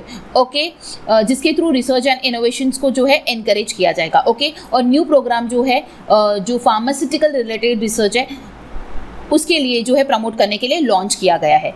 ओके, सो हेल्थ से रिलेटेड अगर मैं सबसे इंपॉर्टेंट पॉइंट कहूँ तो 2 बनते हैं कि 157 न्यू नर्सिंग कॉलेजेस जो है वो एस्टैब्लिश किया जाएगा। ठीक है, with existing 157 medical colleges. Okay, and second point is what, sickle cell anaemia को 2047 तक एलिमिनेट करने के लिए मिशन जो है वो लॉन्च किया गया है। वेरी इंपॉर्टेंट ये 2 पॉइंट्स जो कि आपको अच्छी तरीके से ध्यान में रखना है। Next one is related to education, district institute of education and training to be developed as a vibrant institute of the excellence for teaching training, national digital library for children and adolescents to be set up for facilitating availability of quality of books across geographies, language, genres and levels, devices, agnostic accessibility. Okay, so यहाँ पे क्या बोला गया है, सबसे पहले कि district institute of education and training को डेवलप किया जाएगा जिसके थ्रू टीचर्स को जो है ट्रेनिंग प्रोवाइड की जाने वाली है। ओके, एंड सेकेंड वन ये है कि नेशनल डिजिटल लाइब्रेरी जो है वो चिल्ड्रंस के लिए एंड एडोलेसेंट्स के लिए जो है सेटअप की जाएगी, जिसके अंदर डिफरेंट क्वालिटी, मतलब कि जो बुक्स है उनकी अच्छी क्वालिटी की, ज्योग्राफी रिलेटेड अलग अलग लेवल की जो बुक्स है वो उसकी फैसिलिटी जो है प्रोवाइड की जाने वाली है। सो एजुकेशन में 2 पॉइंट्स अगेन ध्यान में रखना है। First one is district institute of education and training जो है वो टीचर्स के ट्रेनिंग के लिए डेवलप किया जा रहा है, एंड एक digital library children and adolescents के लिए जो है वो सेटअप किया जा रहा है। That's it. Okay, next point देखते हैं फिशरीज। अब फिशरीज में जो चेंज देखने मिला है वो ये है कि जो प्रधानमंत्री मत्स्य किसान समृद्धि सह योजना है, ये एक सब स्कीम है, ठीक है। सो इसका फुल फॉर्म आपको ध्यान में रखना है। इसके लिए 6000 करोड़ रुपीज़ जो है वो इन्वेस्ट किए गए हैं, टारगेट किए गए हैं, जिसके थ्रू जो फिश वेंडर्स है, माइक्रो स्मॉल एंटरप्राइजेस है रिलेटेड टू फिशरीज और जो वैल्यू चेन एफिशिएंसीज जो है इनको इंप्रूव किया जाएगा, मार्केट फिशरीज के मार्केट को जो है वो एक्सपांड किया जाएगा थ्रू विच स्कीम प्रधानमंत्री मत्स्य किसान समृद्धि योजना, और इसके लिए कितना अमाउंट लगाया है, 6000 करोड़ रुपीस लगाया गया है। सो ये है फिशरीज से related. Okay, so last point ये है कि मिनिस्ट्री ऑफ कॉर्पोरेशन जो है उसे फॉर्म किया जा रहा है सहकार से समृद्धि के विजन को रियलाइज करने के लिए, एंड इस विजन को रियलाइज करने के लिए गवर्नमेंट ने जो है 63,000 प्राइमरी एग्रीकल्चर क्रेडिट सोसाइटी को कंप्यूटराइज किया है, एंड उसके लिए जो अमाउंट इन्वेस्ट किया है that is 2516 crore rupees. Okay, सो ये एक पॉइंट अगेन बहुत ही ज़्यादा इंपॉर्टेंट है कि मिनिस्ट्री ऑफ कॉर्पोरेशन को फॉर्म किया गया है सरकार से समृद्धि इस विजन को रियलाइज करने के लिए। उसके लिए 63,000 primary agriculture credit societies, full form ध्यान में रखना है, इसको कंप्यूटराइज किया गया है, एंड उसके लिए जो इन्वेस्टमेंट लगाया दैट इज 2516। क्योंकि यहाँ पे मिनिस्ट्री ऑफ कॉर्पोरेशन की बात की जा रही है तो ये फॉर्म हुआ था 6 जुलाई 2021 में, ठीक है, जिसके यूनियन मिनिस्टर है अमित शाह। ये बात आपको ध्यान में रखनी होगी। ओके, ये एक एडिशनल पॉइंट था। तो सबसे पहला हमने प्रायोरिटी देखा था दैट इज इंक्लूसिव डेवलपमेंट, जिसमें मैंने सबसे पहले आपको चेंजेस बताए एग्रीकल्चर में, उसमें क्या पॉइंट इंपॉर्टेंट है वो आपको बताया। देन हेल्थ की में मैंने 2 पॉइंट्स इंपॉर्टेंट बताए थे। देन एजुकेशन में जो 2 इंपॉर्टेंट पॉइंट्स है वो भी मैंने आपको बताया। देन फिशरीज का हम लोगों ने डिस्कस किया, एंड लास्ट वन जो था वो related to ministry of corporation okay. So, सो ये इंक्लूड होता है कंप्लीट प्रायोरिटी 1 में, इंक्लूसिव डेवलपमेंट में। ओके, सो ये है overview in the form of chart. So आप लोग इस चार्ट के माध्यम से भी ओवरव्यू कर सकते हो। Okay, simple. नेक्स्ट प्रायोरिटी की ओर जाते हैं। Next priority is what, reaching the last mile. अब इसमें हम लोग देखेंगे कि क्या क्या चेंजेस हमें देखने मिले। सबसे पहला यह है कि aspirational block program has been launch covering 500 block for saturation of essential government services across the multiple domain such as health, nutrition, education, agriculture, water resources, financial inclusion, skill development and basic infrastructure. So aspirational block program जो है वो launch किया गया है इन 500 blocks. Okay, जो कि 500 blocks को cover कर रहा है। ओके, सो सिंपल आपको इतना ही ध्यान में रखना है। ज़्यादा चीज़ें अगर मैं आपको बताऊंगी तो आपको भी कंफ्यूजन होगा। ऑलरेडी काफ़ी सारा डेटा बचा हुआ है एंड काफ़ी सारा डिस्कस भी हो चुका है, करेक्ट। सो एस्पिरेशनल ब्लॉक प्रोग्राम जो है वो लॉन्च किया गया है जो कि 500 ब्लॉक्स को कवर अप करेगा, ठीक है। ये पॉइंट ध्यान में रखना है। Next one is what, ₹15,000 crore for implementation of the Pradhanmantri development mission over the next 3 years under the development of action plan for this scheduled tribe. So 15,000 crore rupees जो है वो प्रधानमंत्री पीवीटीजी डेवलपमेंट मिशन के लिए आने वाले 3 सालों के लिए जो है वो लगाए गए हैं, under which plan, development action plan, और वो किन के लिए लगाए गए, शेड्यूल ट्राइब के लिए। ओके, सो ये जो अमाउंट है ये ध्यान में रखना है। किस मिशन के डेवलपमेंट के लिए लगाया ये भी ध्यान में रखना है। प्रधानमंत्री पीवीटीजी डेवलपमेंट मिशन के लिए 15,000 करोड़ रुपीस जो है वो लगाए गए आने वाले 3 सालों के लिए। ओके, नेक्स्ट पॉइंट है centre to recruit 38,800 teachers and support staff for the 740 Eklavya model residential school serving 3.5 lakh tribal students over the next 3 years। So यहाँ पे क्या बोला जा रहा है, उसी के ध्यान में रखते हुए, ऊपर वाला पॉइंट को ही ध्यान में रखते हुए सेंटर ने क्या किया है, 38,800 टीचर्स को, सपोर्टिंग स्टाफ को जो है रिक्रूट किया है। किनके लिए? 740 एकलव्य मॉडल रेसिडेंशियल स्कूल्स के लिए, जो कि क्या करेंगे, 3.5 लाख ट्राइबल स्टूडेंट्स को जो है सर्व करेंगे आने वाले 3 years में। जैसे कि मैंने आपको बताया कि 15,000 करोड़ रुपीस जो है वो प्रधानमंत्री पीवीटीजी डेवलपमेंट मिशन के लिए आने वाले 3 सालों के लिए शेड्यूल ट्राइब के लिए जो है वो लगाए गए। ओके, सो उसी में आता है, उसी के लिए जो 740 एकलव्य मॉडल रेसिडेंशियल स्कूल्स है उसके लिए 38,800 टीचर्स सपोर्टिंग स्टाफ को जो है रिक्रूट किया जा रहा है, जिसका फायदा जो है 3.5 लाख ट्राइबल स्टूडेंट्स को जो है आने वाले 3 years में होगा। ओके, सो ये जो पॉइंट बताया मैंने आपको अच्छी तरीके से ध्यान में रखना है। ओके, प्रधानमंत्री पीवीटीजी डेवलपमेंट मिशन जो है वो लॉन्च किया है एंड उसके लिए क्या क्या चीज़ें हुई है वो आपको समझ के, सारे फैक्ट्स और जो फिगर्स मैंने आपको बताई वो समझ के ध्यान में रखना होगा। नेक्स्ट पॉइंट हम लोग देखते हैं 5,300 crore assistance to the upper Bhadra project to address the challenge of the drought prone central region of Karnataka. So 5,300 crore rupees जो है वो अपर भद्रा प्रोजेक्ट जो है इसके लिए जो है वो लगाए गए हैं, जिसके थ्रू जो है जो ड्रॉट प्रोन सेंट्रल रीजन है कर्नाटका का, उसके चैलेंजेस को एड्रेस किया जाएगा।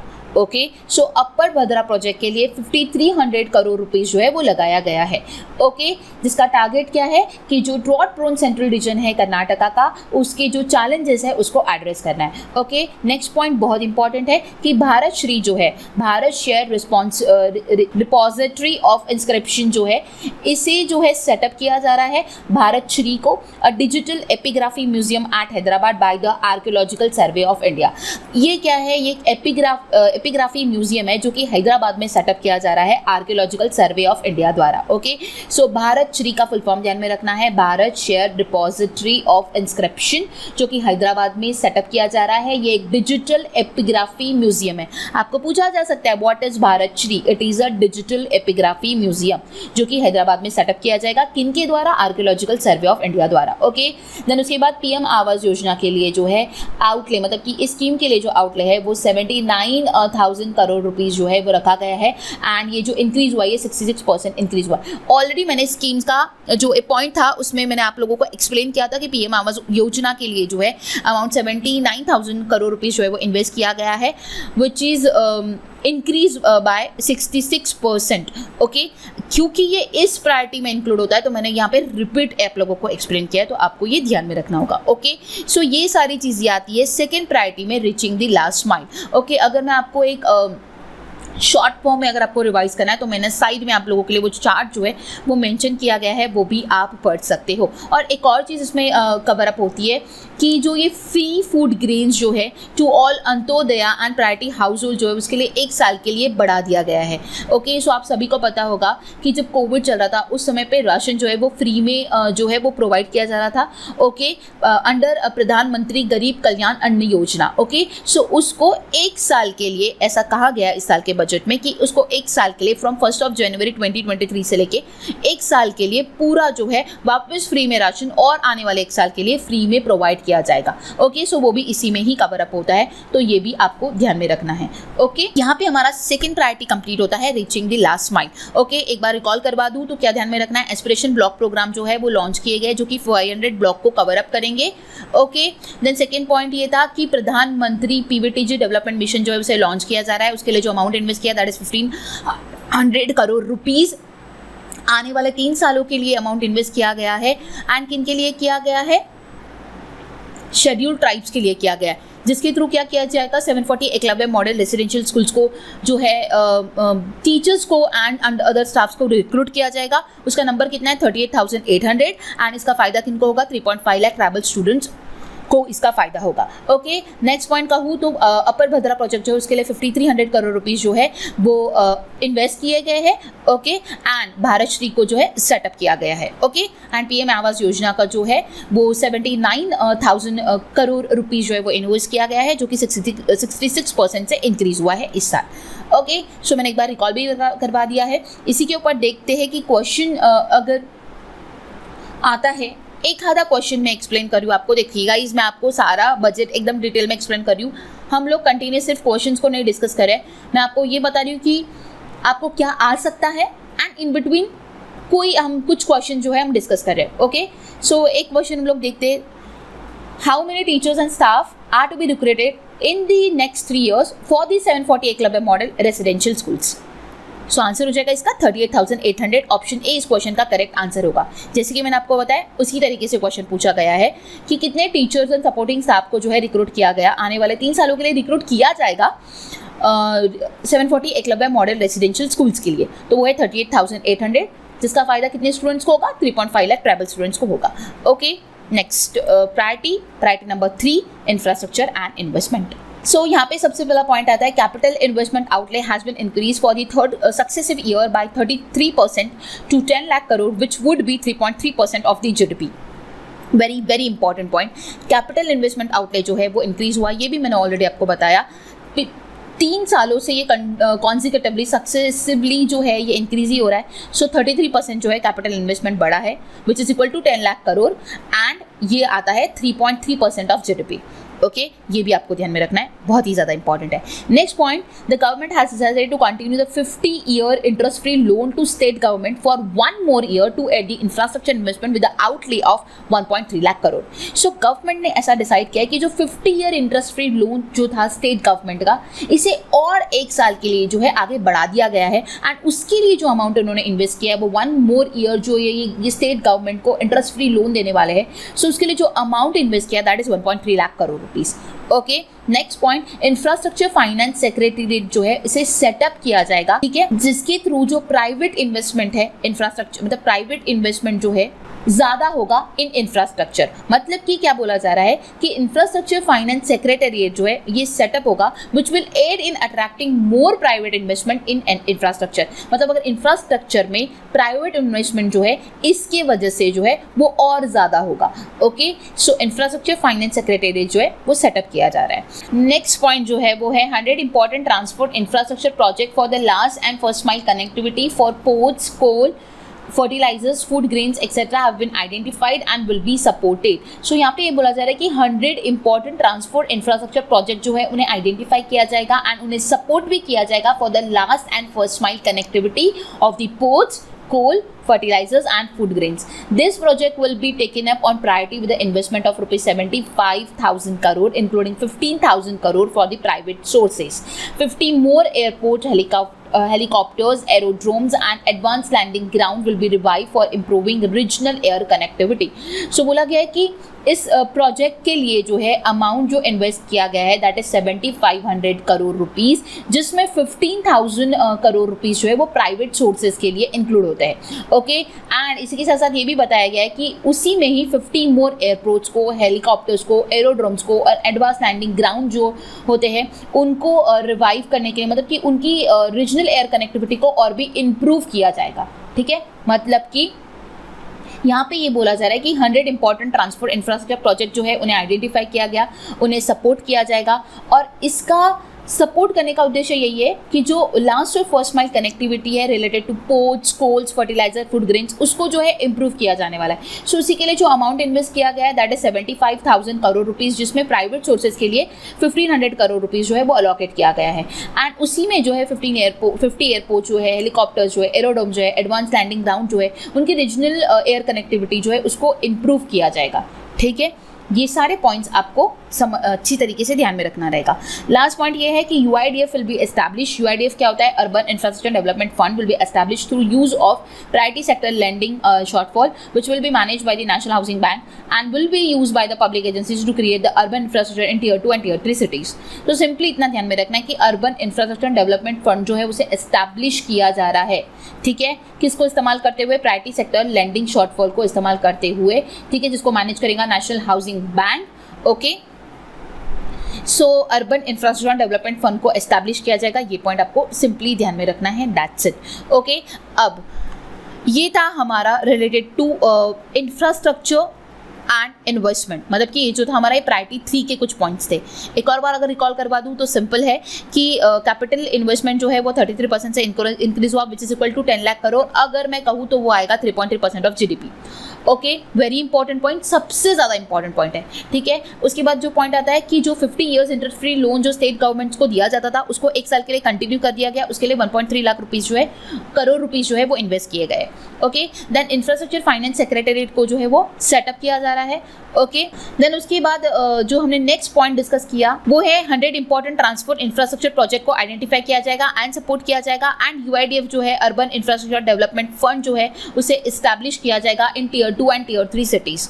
ओके, सो ये था ऑल अबाउट प्रायोरिटी 3। इसी के ऊपर कुछ वन लाइनर इंपॉर्टेंट पॉइंट्स को डिस्कस करते हैं। In the union budget 2023 finance minister has announced that the agriculture credit target would be raised to dash with a focus on animal husbandry and fisheries. Okay, so अगर मैं इस question की बात करूँ तो ये प्रायोरिटी 1 से जो है ये क्वेश्चन आया हुआ है। अगर आप लोग रिकॉल कर पा रहे होगे तो डेफिनेटली अभी इस क्वेश्चन का आंसर मार्क करोगे। मैंने आपको बताया था कि एग्रीकल्चर टारगेट जो है वो इंक्रीज कर दिया गया है, ठीक है। सो वो मैंने आपको बताया कि वो 20 लाख करोड़ रुपीस जो है वो इंक्रीज होकर वो अमाउंट हो चुका है, जिसका फोकस है animal husbandry, dairy and fisheries, correct. So इस क्वेश्चन का जो डायरेक्ट आंसर हो जाएगा that is 20 lakh crore. Okay, जो फाइनेंस मिनिस्टर ने ऐसा अनाउंस किया है कि एग्रीकल्चर क्रेडिट टारगेट जो है वो बढ़ चुका है, वो इंक्रीज हो चुका है, जो कि है 20 lakh crore. Okay, next one, Bharat Shri will be set up in a digital epigraphy museum with the digitization of 1 lakh ancient inscription in the first stage. What does R denotes in Shri? देखिए, जैसे कि मैं आपको always कहती हूँ कि full forms आपको सारे ध्यान में रखने हैं, एंड जब भी मैं बोलती हूँ आपको ध्यान में रखना है तब मैं आपको वो अच्छी तरीके से 1 से 2 बार रीड करके भी बताती हूँ, एंड क्वेश्चन इसी तरीके से बनता है। सो यहाँ पे क्या बोला जा रहा है कि भारत श्री को जो है ये एक डिजिटल एपिग्राफी म्यूजियम है, जैसे कि मैंने आपको बताया था कि ये हैदराबाद में सेटअप किया जाएगा, ठीक है। इसके इनिशियल स्टेज में, मतलब कि फर्स्ट स्टेज में जो है 1 लाख एंशिएंट इंस्क्रिप्शन जो है वो डिजिटाइज किए गए हैं। सो यहाँ पे इन्होंने ये क्या है कि ये भारत श्री में आर क्या डिनोट करता है, सो आर डिनोट करता है रिपोजिटरी।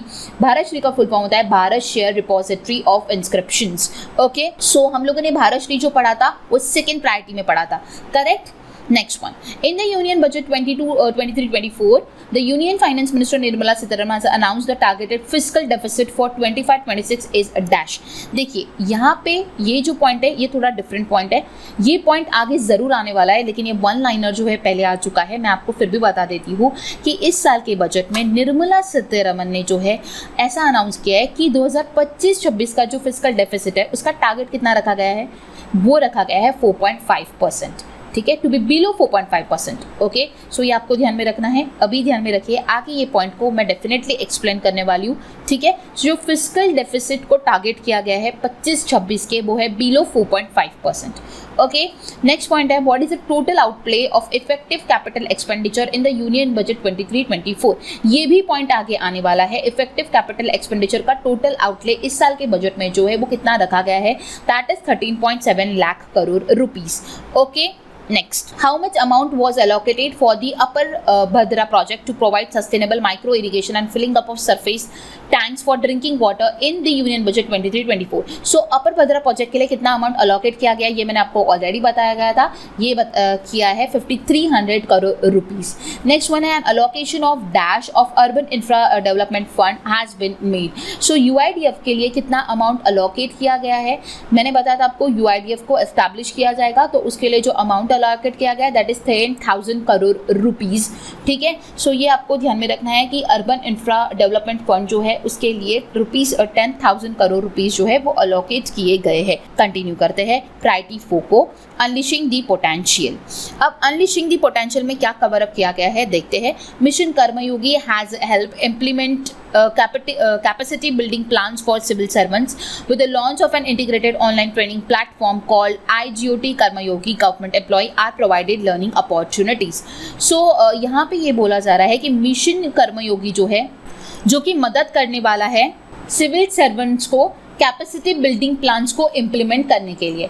ओके, सो आपको ये ध्यान में रखना है कि मिशन कर्मयोगी जो है वो मदद करने वाला है सिविल सर्वेंट्स को। ओके, अब इसी के साथ साथ नेक्स्ट पॉइंट जो है वो इंपॉर्टेंट पॉइंट है, with the launch of the integrated online training platform called IGOT कर्मयोगी। ठीक है, सो क्या बोला जा रहा है कि IGOT कर्मयोगी एक ट्रेनिंग प्लेटफॉर्म जो है ये जो है लॉन्च किया जा रहा है किनके लिए, गवर्नमेंट एम्प्लॉयज़ के लिए। ठीक है, जिसमें जो है लर्निंग अपॉर्चुनिटीज़ को प्रोवाइड किया जाएगा। ओके, जैसे कि मैंने आपको कहा कि मिशन कर्मयोगी को जो है वो इम्प्लीमेंट किया जा रहा है सिविल सर्वेंट्स के लिए।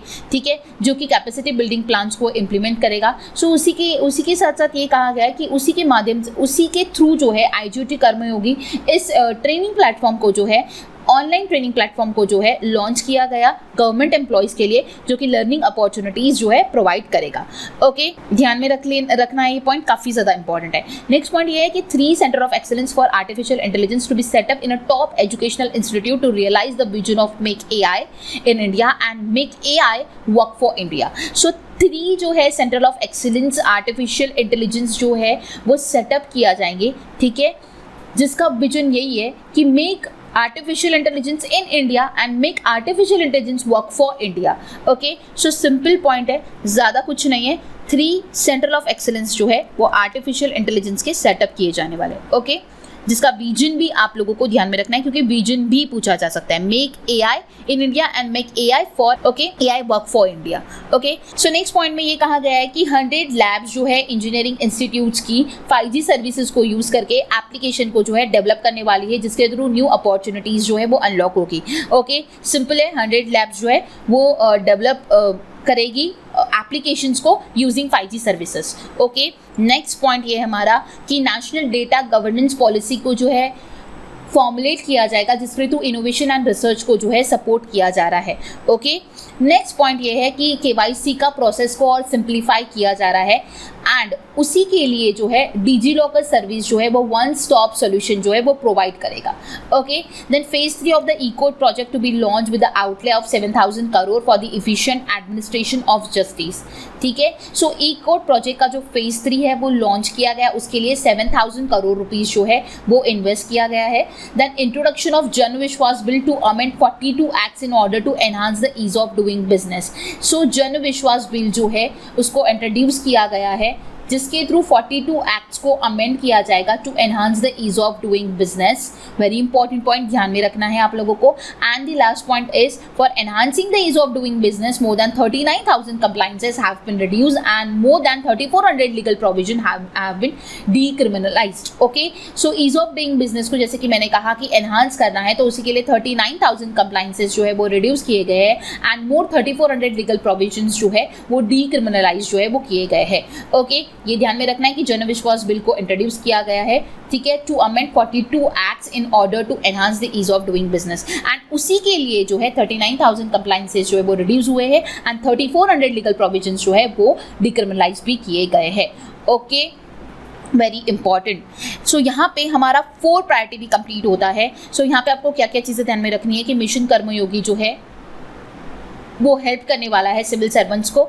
ठीक है, और उसी के साथ साथ आपको ये बात ध्यान में रखनी है कि IGOT कर्मयोगी ये एक ट्रेनिंग प्लेटफॉर्म जो है ये लॉन्च किया गया है गवर्नमेंट एम्प्लॉयज़ के लिए, जिसमें लर्निंग अपॉर्चुनिटीज़ प्रोवाइड की जाने वाली है। 3 सेंटर ऑफ एक्सीलेंस जो है वो आर्टिफिशियल इंटेलिजेंस के सेटअप किए जाने वाले हैं, जिसका विजन है make AI in India and make AI work for India. Then 100 lab जो है इंजीनियरिंग इंस्टीट्यूशंस की वो 5G सर्विसेज को इस्तेमाल करके एप्लीकेशन को डेवलप करेगी, जिसके थ्रू न्यू अपॉर्चुनिटीज़ जो है वो अनलॉक हो जाएगी। देन उसके बाद जो है national data e governance policy को जो है इस बजट में लाया गया है, जो कि किसको सपोर्ट करने वाला है, ये बात ध्यान में रख, किसके द्वारा बजट में जो है इसे अनाउंस किया गया है, स्टार्टअप्स एंड एकेडेमिया द्वारा जो है इसे लाया गया है, जो कि सपोर्ट करेगा इनोवेशन एंड रिसर्च को। देन KYC के प्रोसेस को सिंप्लीफाई किया गया है, उसके लिए जो वन स्टॉप सोल्यूशन प्रोवाइड करेगा that is DigiLocker. Okay, then E-Court project जो है वो लॉन्च किया गया है, उसके लिए अमाउंट इन्वेस्ट किया that is 7,000 crore rupees. Jan Vishwas bill को इंट्रोड्यूस किया गया है। ओके, सिंपल सारी चीज़ें रिकॉल हो गई है। प्रायोरिटी 5 को डिस्कस करते हैं। ओके, प्रायोरिटी 5 है ग्रीन ग्रोथ। ग्रीन ग्रोथ की बात की जाए, इसमें कुछ एडवांसमेंट की बात की जाए तो स्टार्ट करते हैं। देखते हैं पहला point, green hydrogen. Launch of the green hydrogen mission with the outlay of 19,700 crore. Very very important, ये पूछा जा सकता है कि नेशनल ग्रीन हाइड्रोजन मिशन के लिए कितना अमाउंट जो है वो लगाया गया है, दैट इज 19,700 जो है आउटले डिसाइड किया है। The next point again very important, find new ways to wealth plants under Govardhan. देखिए ये भी फुल फॉर्म आपके लिए काफ़ी ज़्यादा इंपॉर्टेंट है, galvanising organic bio agro resources Dhan, that ये होता है गोवर्धन का full form. Okay, so find new ways to wealth plants जो है अंडर गोवर्धन स्कीम जो है वो एस्टैब्लिश किए जाएंगे for promoting the circular economy at total investment of ₹10,000 crore. 5% comprises biogas mandate to be introduce for all organisation marketing natural and biogas. देखिए क्या बोला जा रहा है, 2-3 चीज़ें कि 500 वेज टू वेल्थ प्लांट जो है अंडर गोवर्धन स्कीम जो है वो एस्टैब्लिश किए जाएंगे, जिसके लिए जो अमाउंट इन्वेस्ट किया गया है दैट इज 10,000 करोड़ रुपीस। ठीक है, उसी के साथ साथ एक और चीज़ ये कही गई है कि 5% कॉम्प्रेस्ड बायोगैस जो है वो इंट्रोड्यूस किया गया है in all the organisation. Okay, जिसके through natural and biogas product है उसको मार्केटिंग किया जाएगा। ठीक है, so simple one. Next point क्या है, allocation of 35,000 crore for priority investment towards the energy transition and net zero objective by the ministry of petroleum and natural gas. Very important, 35,000 crore rupees जो है वो इन्वेस्ट किए गए हैं towards energy transition and net zero objective जो है उसके लिए, और ये किसके द्वारा किया गया है, ministry of petroleum and natural gas द्वारा किया गया है। ओके, सो 35,000 करोड़ रुपीस जो है ये ध्यान में रखना है, ये प्रायोरिटी इन्वेस्टमेंट जो है वो एनर्जी ट्रांजिशन के लिए जो है नेट जीरो के लिए जो है वो किया गया है। Okay, petroleum and natural gas ministry द्वारा।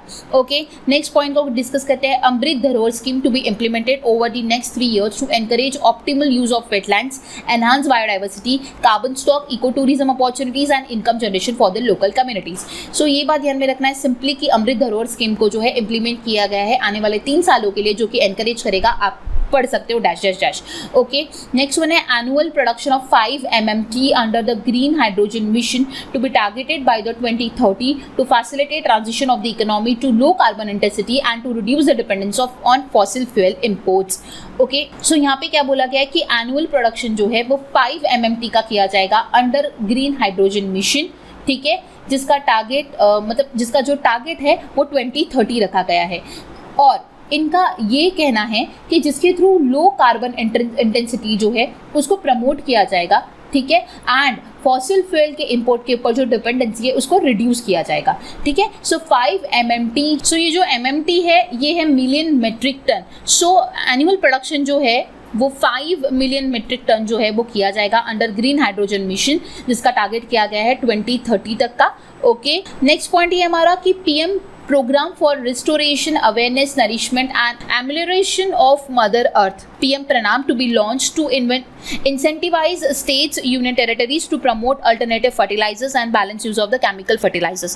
देखिए वेरी वेरी इंपॉर्टेंट, यहाँ पे PM प्रणाम का फुल फॉर्म पूछा जा सकता है आप लोगों को, तो ये फुल फॉर्म आप लोगों को अच्छी तरीके से ध्यान में रखना है। इनिशियली लेटर मतलब कि कोई भी एक इंडिविजुअल लेटर को लेकर भी पूछा जा सकता है या फिर कंप्लीट फुल फॉर्म भी पूछा जा सकता है, तो वेरी इंपॉर्टेंट। अब इसको जो है ये PM प्रणाम को लॉन्च किया गया है, जो कि प्रमोट करेगा ऑल्टरनेटिव फर्टिलाइजर्स को या फिर जो केमिकल फर्टिलाइजर्स है उसको उसके यूज को बैलेंस करेगा। Okay, next one, mangrove initiative for shoreline habits and tangible income, MISHTI. ये भी बहुत ही ज़्यादा इंपॉर्टेंट है, बहुत इंपॉर्टेंट है। मिस्टी का भी फुल फॉर्म पूछा जा सकता है, सो अच्छी तरीके से इसका फुल फॉर्म ध्यान में रखना है। Mangrove initiative for shoreline habits and tangible incomes will facilitate mangrove plantation along the coastal line. So coastal line के ऊपर मैंग्रोव का प्लांटेशन को प्रोवाइड करने के लिए मिस्ट्री को जो है लॉन्च किया गया है।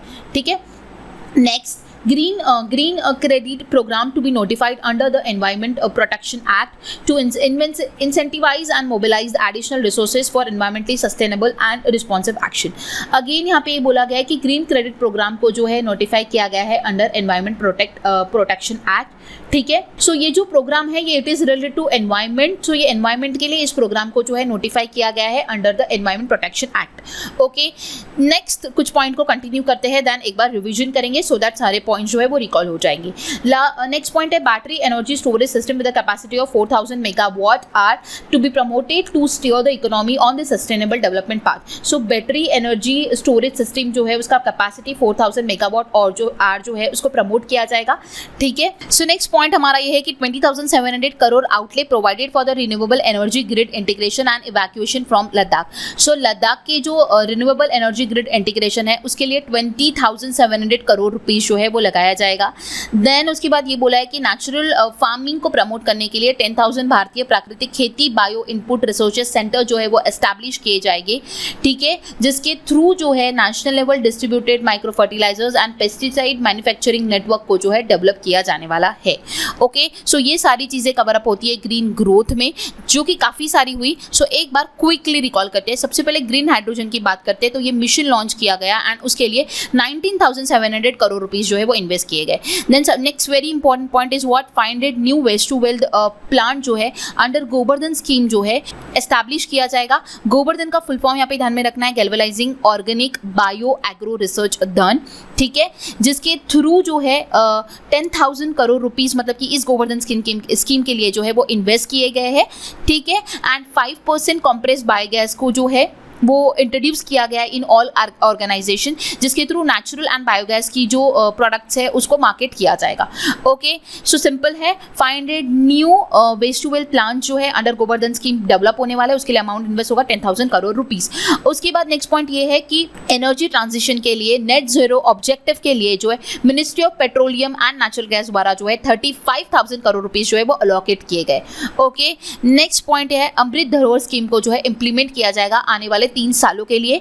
देन एनुअल प्रोडक्शन किया जाएगा, जैसे कि मैंने ग्रीन हाइड्रोजन मिशन बोला कि इंट्रोड्यूस किया। सो उस मिशन में जो है 5 MMT का जो है वो प्रोडक्शन किया जाएगा, ठीक है, और उसका जो टारगेट किया गया दैट इज 2030 किया गया है, जिसके थ्रू लो कार्बन इंटेंसिटी जो है उसको लाने का उद्देश्य है। एंड जो फॉसिल फ्यूल का जो इंपोर्ट होता है जिसके ऊपर हमारा डिपेंडेंसी है उसको रिड्यूस करने का जो है वो उद्देश्य है। ओके, सो 5 MMT का जो प्रोडक्शन किया जाएगा उसका टारगेट किया गया कि 2030 तक वो प्रोडक्शन होना चाहिए।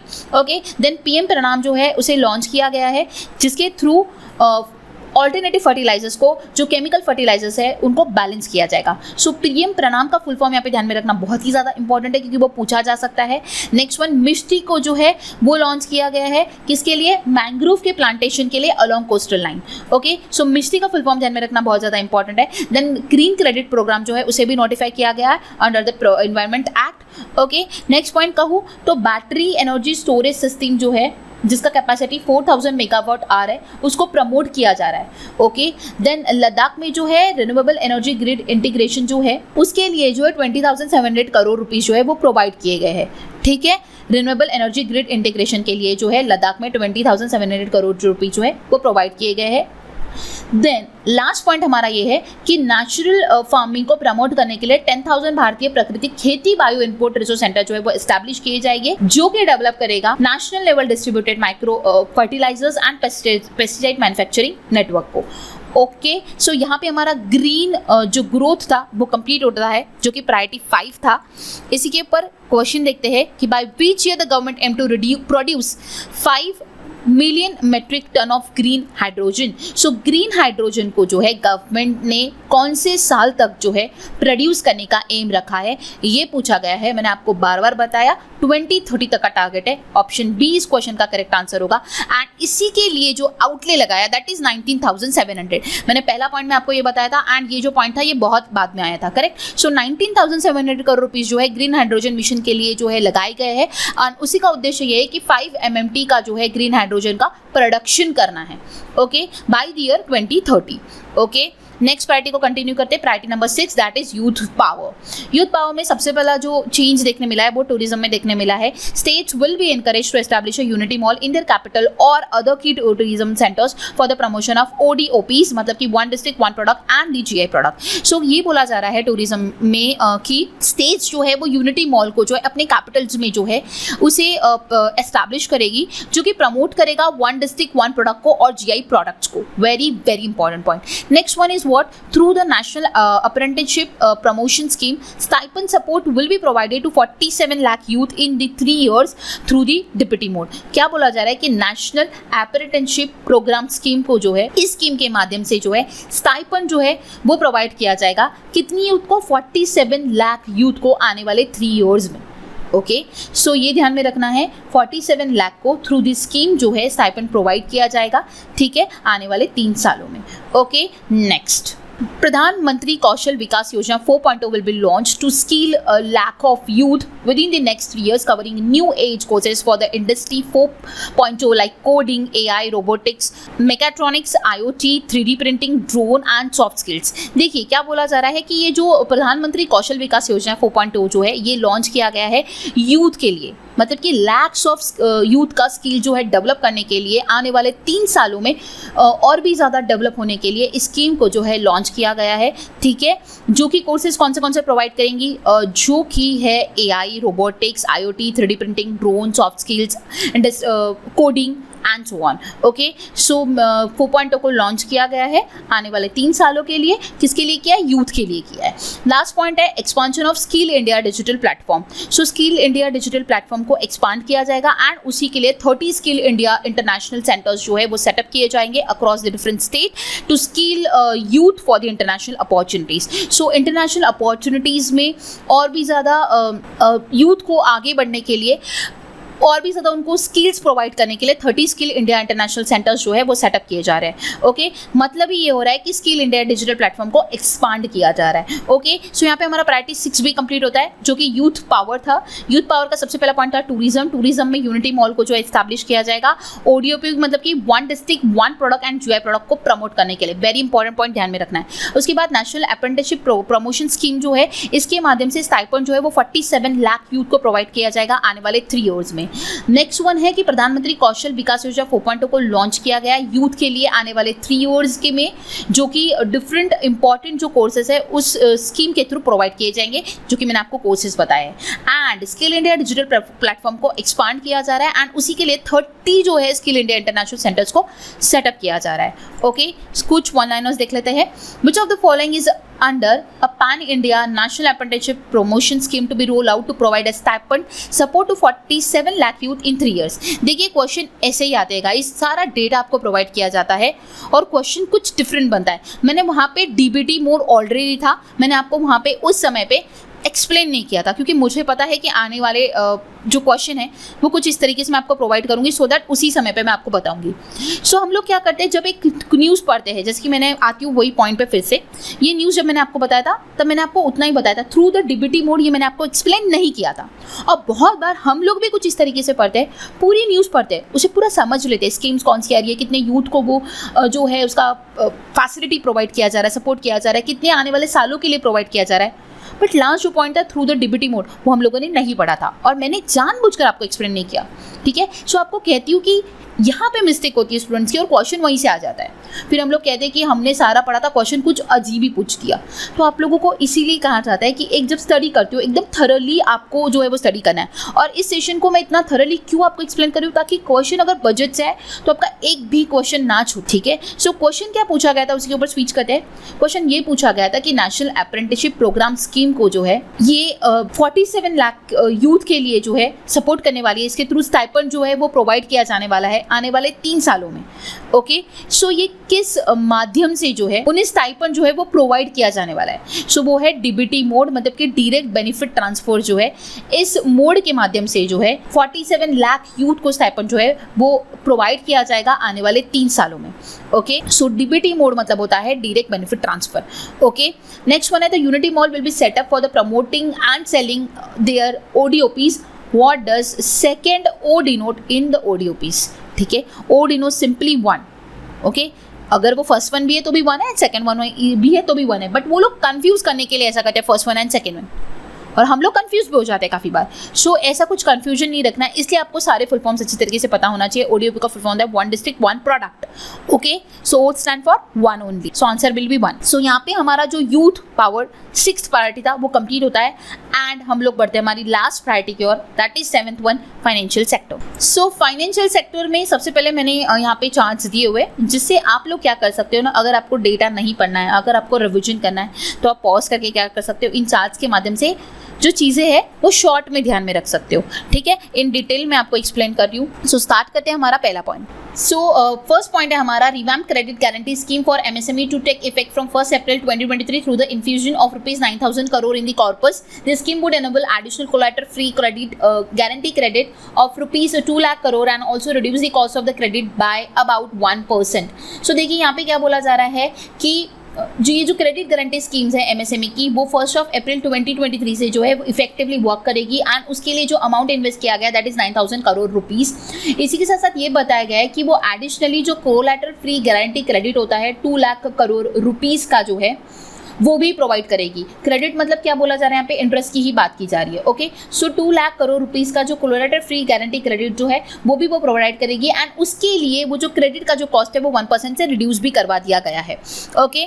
Next one, central processing centres को जो है सेटअप किया जाएगा for the faster response to companies through the centralise handling of the various forms filed with the field offices under the companies act, okay. So यहाँ पे क्या बोला जा रहा है कि सेंट्रल प्रोसेसिंग सेंटर्स को जो है सेटअप किया जा रहा है, सिंपली इतना ध्यान में रखना है, for the faster response to the companies, okay. Next one, integrated IT portals will be established which will help investors to reclaim unclaimed shares and unpaid dividend from the Investor Education and Protection Fund Authority. So यहाँ पे क्या बोला गया है कि integrated IT portals को जो है establish किया जा रहा है, जो कि investors को जो है help करने वाला है to reclaim the unclaimed shares and unpaid dividend from the IEPFA, from the Investor Education and Protection Fund Authority, okay. So integrated IT portal को establish किया जा रहा है, ठीक है, जो कि इन्वेस्टर्स को क्या कर रहा है, सपोर्ट करने वाला है, मदद करने वाला है, ओके। और यहाँ पे IEPFA जो है इसका फुल फॉर्म ध्यान में रखना काफ़ी ज़्यादा इंपॉर्टेंट है। नेक्स्ट वन इज व्हाट, महिला सम्मान सेविंग सर्टिफिकेट जो है उसके बारे में बात की जा रही है। A one time deposit scheme for the women with the maximum deposit of ₹2 lakh and a tenure of up to 2 years has been introduced and the scheme is valid till March 2025 and will fetch a fixed interest rate of 7.5%। So यहाँ पे बोला गया कि महिला Samman saving certificate जो है उसे लाया गया है आने वाले 2 सालों के लिए, मतलब कि ये जो वैलिड रहेगा ये मार्च 2025 तक वैलिड रहेगा। सो ये क्या एक वन टाइम डिपॉजिट स्कीम है विमेंस के लिए सिर्फ और सिर्फ, जिसमें मैक्सिमम 2 लाख रुपए तक का डिपॉजिट कर सकते हैं और वो भी जिसका टेन्योर जो है वो 2 सालों का जो है वो इंट्रोड्यूस किया गया है, ओके। सो इसमें जो इंटरेस्ट रेट उन्होंने अनाउंस किया है दैट इज 7.5%, ओके। सो ये ध्यान में रखना कि महिला सम्मान सेविंग सर्टिफिकेट जो है एक वन टाइम डिपॉजिट स्कीम जो है वो विमेंस के लिए अनाउंस की गई है, जिसमें मैक्सिमम 2 लाख रुपए तक का ही डिपॉजिट कर सकते हैं, जिसका टेन्योर 2 साल का है, इंटरेस्ट रेट 7.5% है और ये वैलिड रहेगा 2025 तक ये scheme, okay. Then senior citizen saving scheme जो है वो भी अनाउंस किया गया है, जिसका मैक्सिमम इन्वेस्टमेंट जो है वो 15 लाख से 30 लाख कर दिया गया है।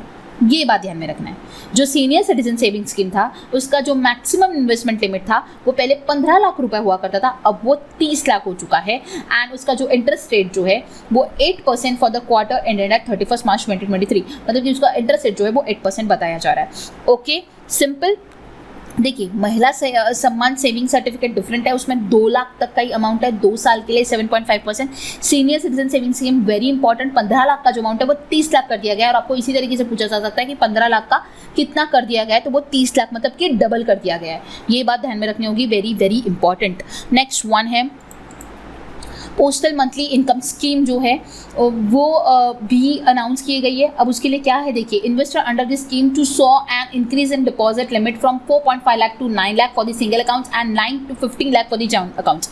सो ये जो स्कीम हुआ करती थी पोस्टल मंथली इनकम स्कीम, इसमें कुछ चेंजेस लाए गए हैं। चेंजेस में ऐसा लाया गया है कि इन्वेस्टर्स जो है इस स्कीम के माध्यम से जो डिपॉजिट किया करते थे उनका डिपॉजिट लिमिट इंक्रीज कर दिया गया है, 4.5 से लिमिट डबल हो गया, that is 9 lakh for the single account holder and जो जॉइंट अकाउंट होल्डर है उनका 9 लाख का अमाउंट 15 लाख कर दिया गया है। ठीक है, जैसे कि हमने सीनियर सिटीजन का देखा, कुछ इंक्रीमेंट देखने मिला, उसी तरह पोस्टल मंथली इनकम स्कीम में भी इंक्रीमेंट देखने मिला है, वो ध्यान में रखना है, सिंगल अकाउंट का एंड जॉइंट अकाउंट का भी। ओके, देन उसके बाद नेशनल फाइनेंशियल इंफॉर्मेशन रजिस्ट्री जो है उसको सेटअप किया जा रहा है, which will serve as the central depository of financial and ancillary information. So simple है, नेशनल फाइनेंशियल इंफॉर्मेशन रजिस्ट्री जो है इसको सेटअप किया जा रहा है। ओके, एक क्वेश्चन देखते हैं, what is the new MSME scheme has announce in the union budget 2023 and 24।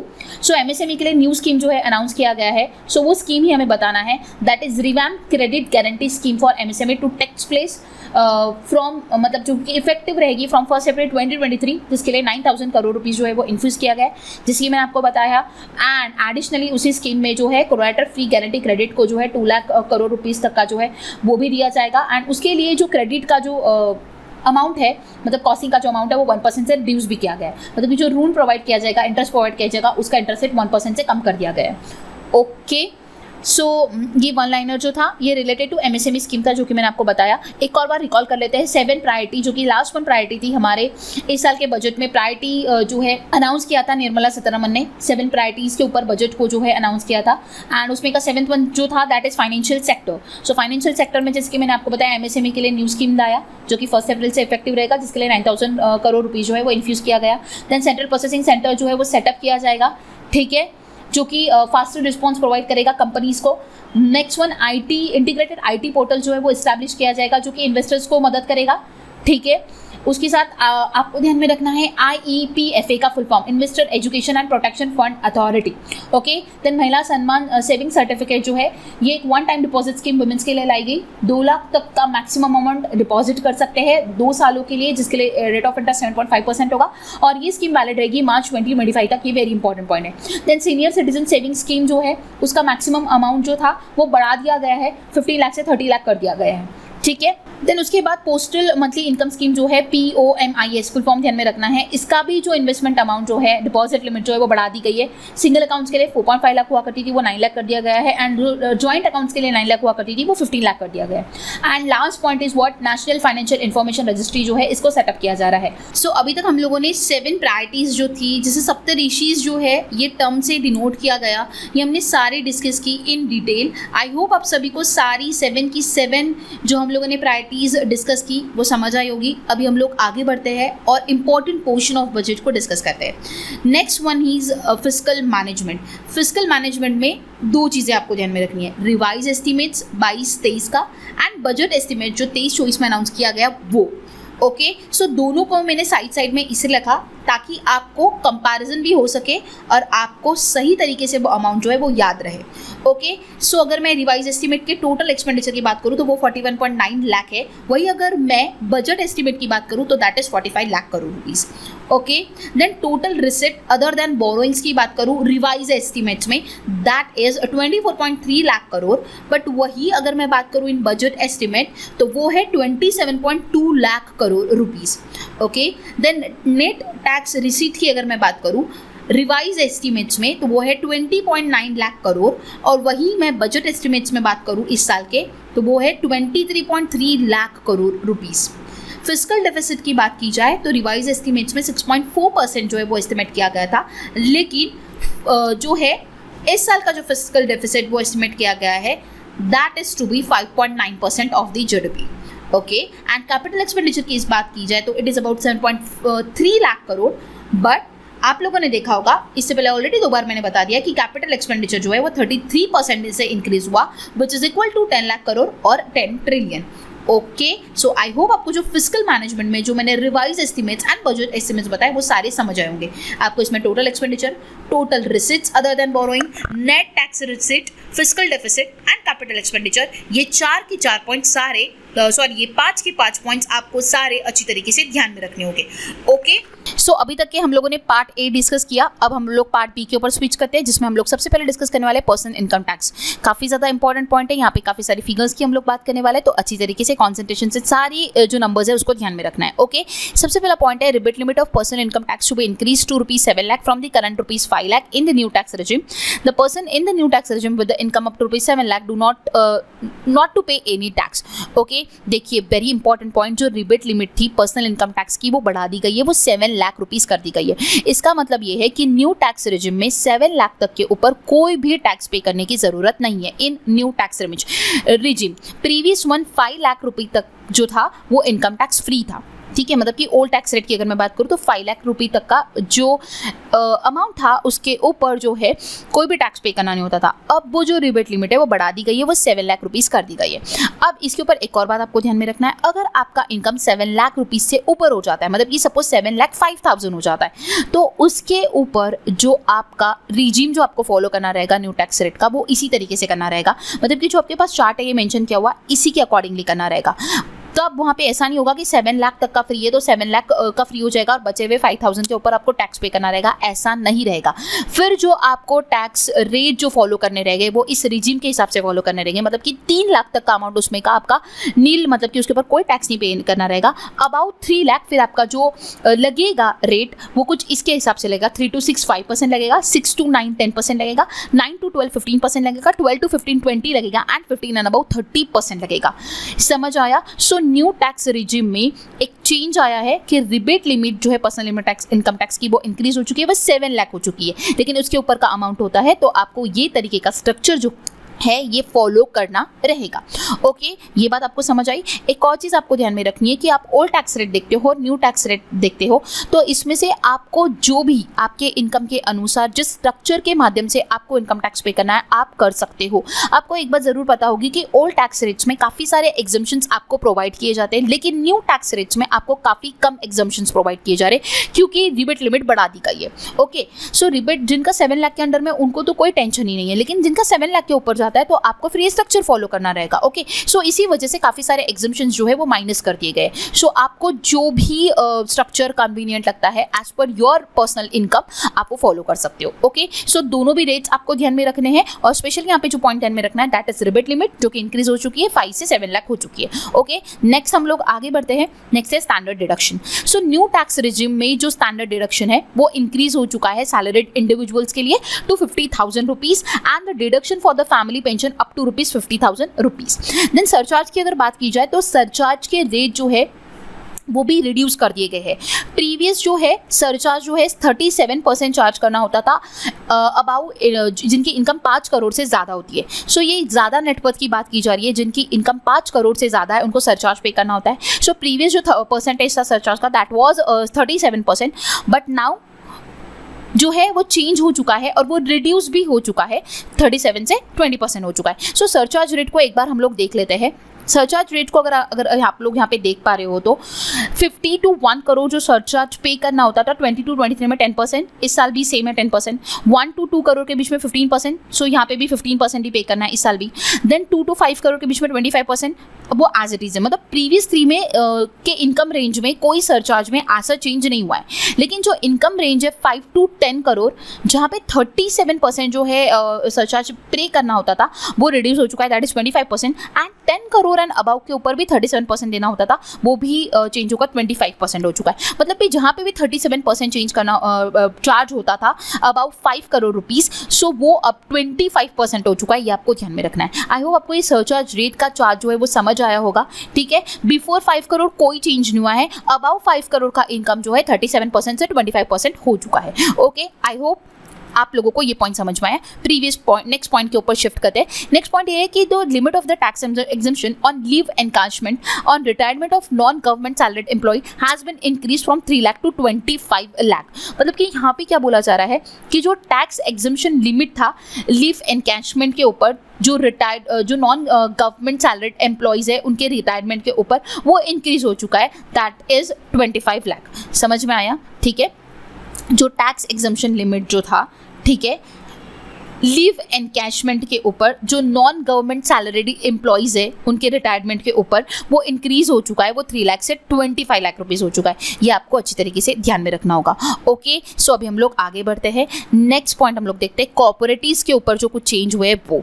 New manufacturing corporatives that start manufacturing before 31/3/24 will have a lower tax rate of 15%।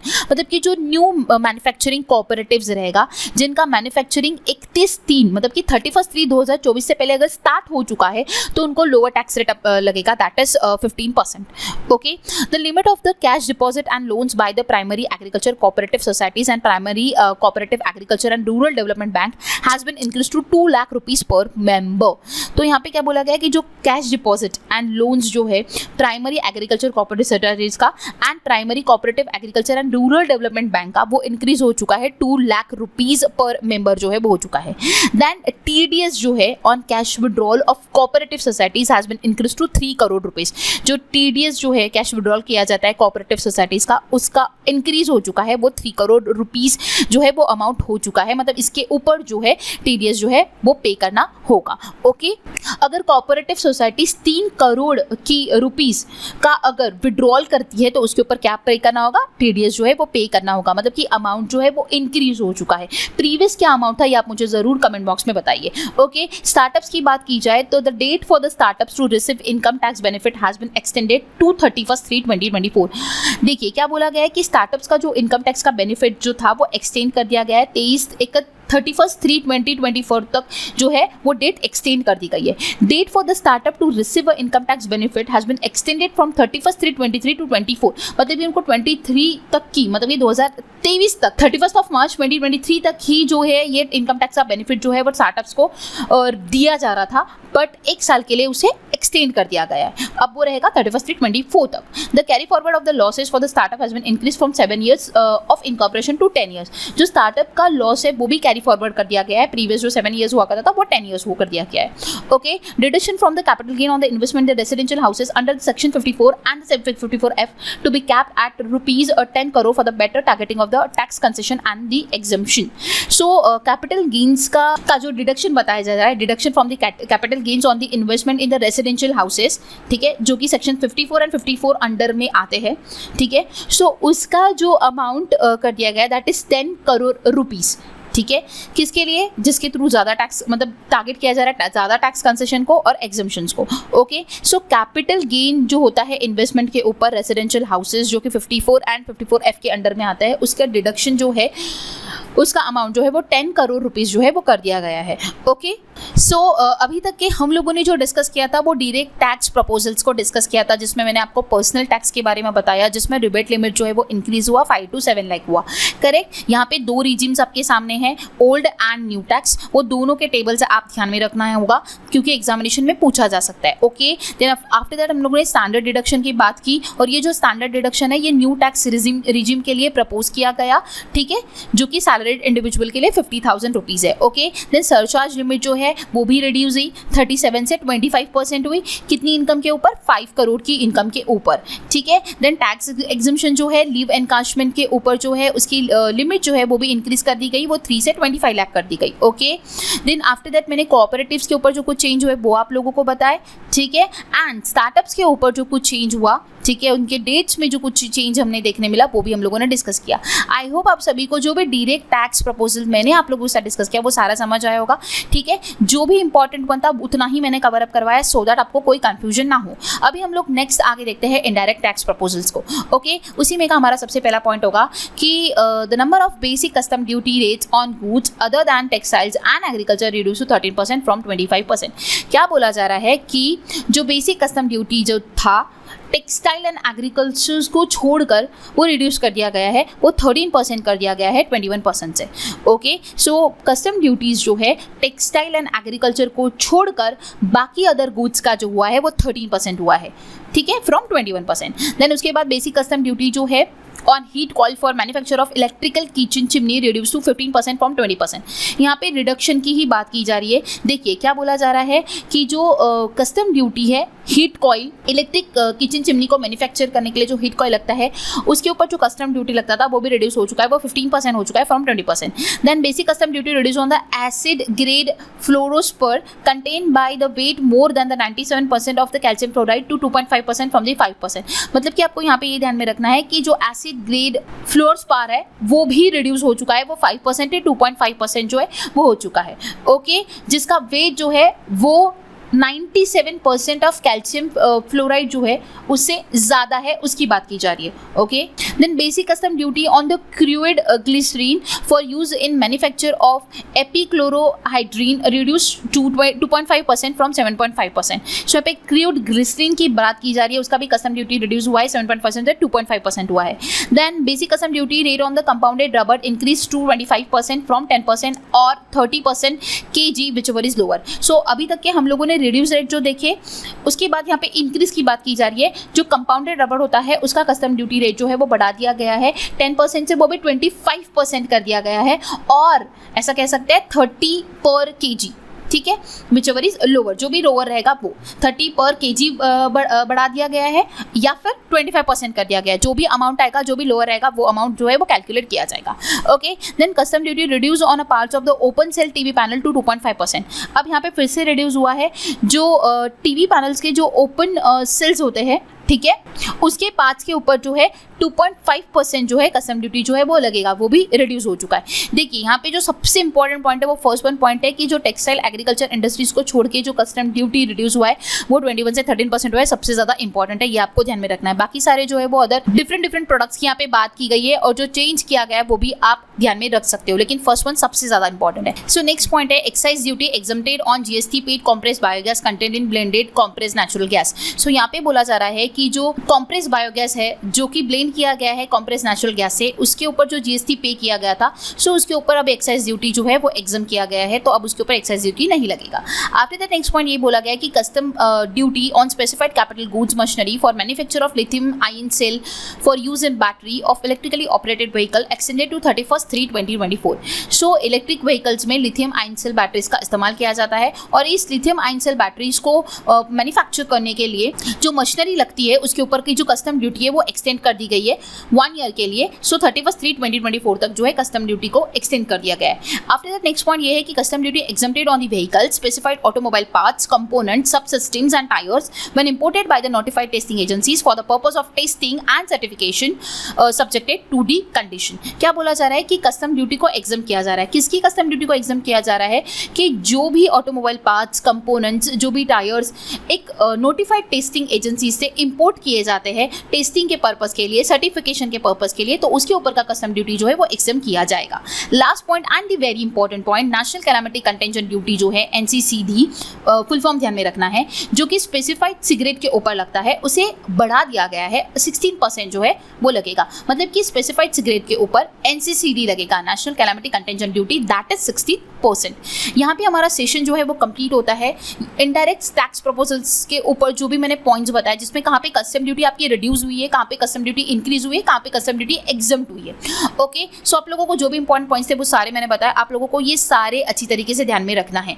एक और बात आपको बताना चाहती हूँ कि पार्ट बी में मैंने बहुत लिमिटेड स्टफ आपको प्रोवाइड किया, क्योंकि इसमें काफ़ी सारे नंबर्स जो है वो होते हैं, लेकिन इन ई बुक मैं आपको डिटेल में जो आपका पार्ट बी का पोर्शन है वो प्रोवाइड करने वाली हूँ.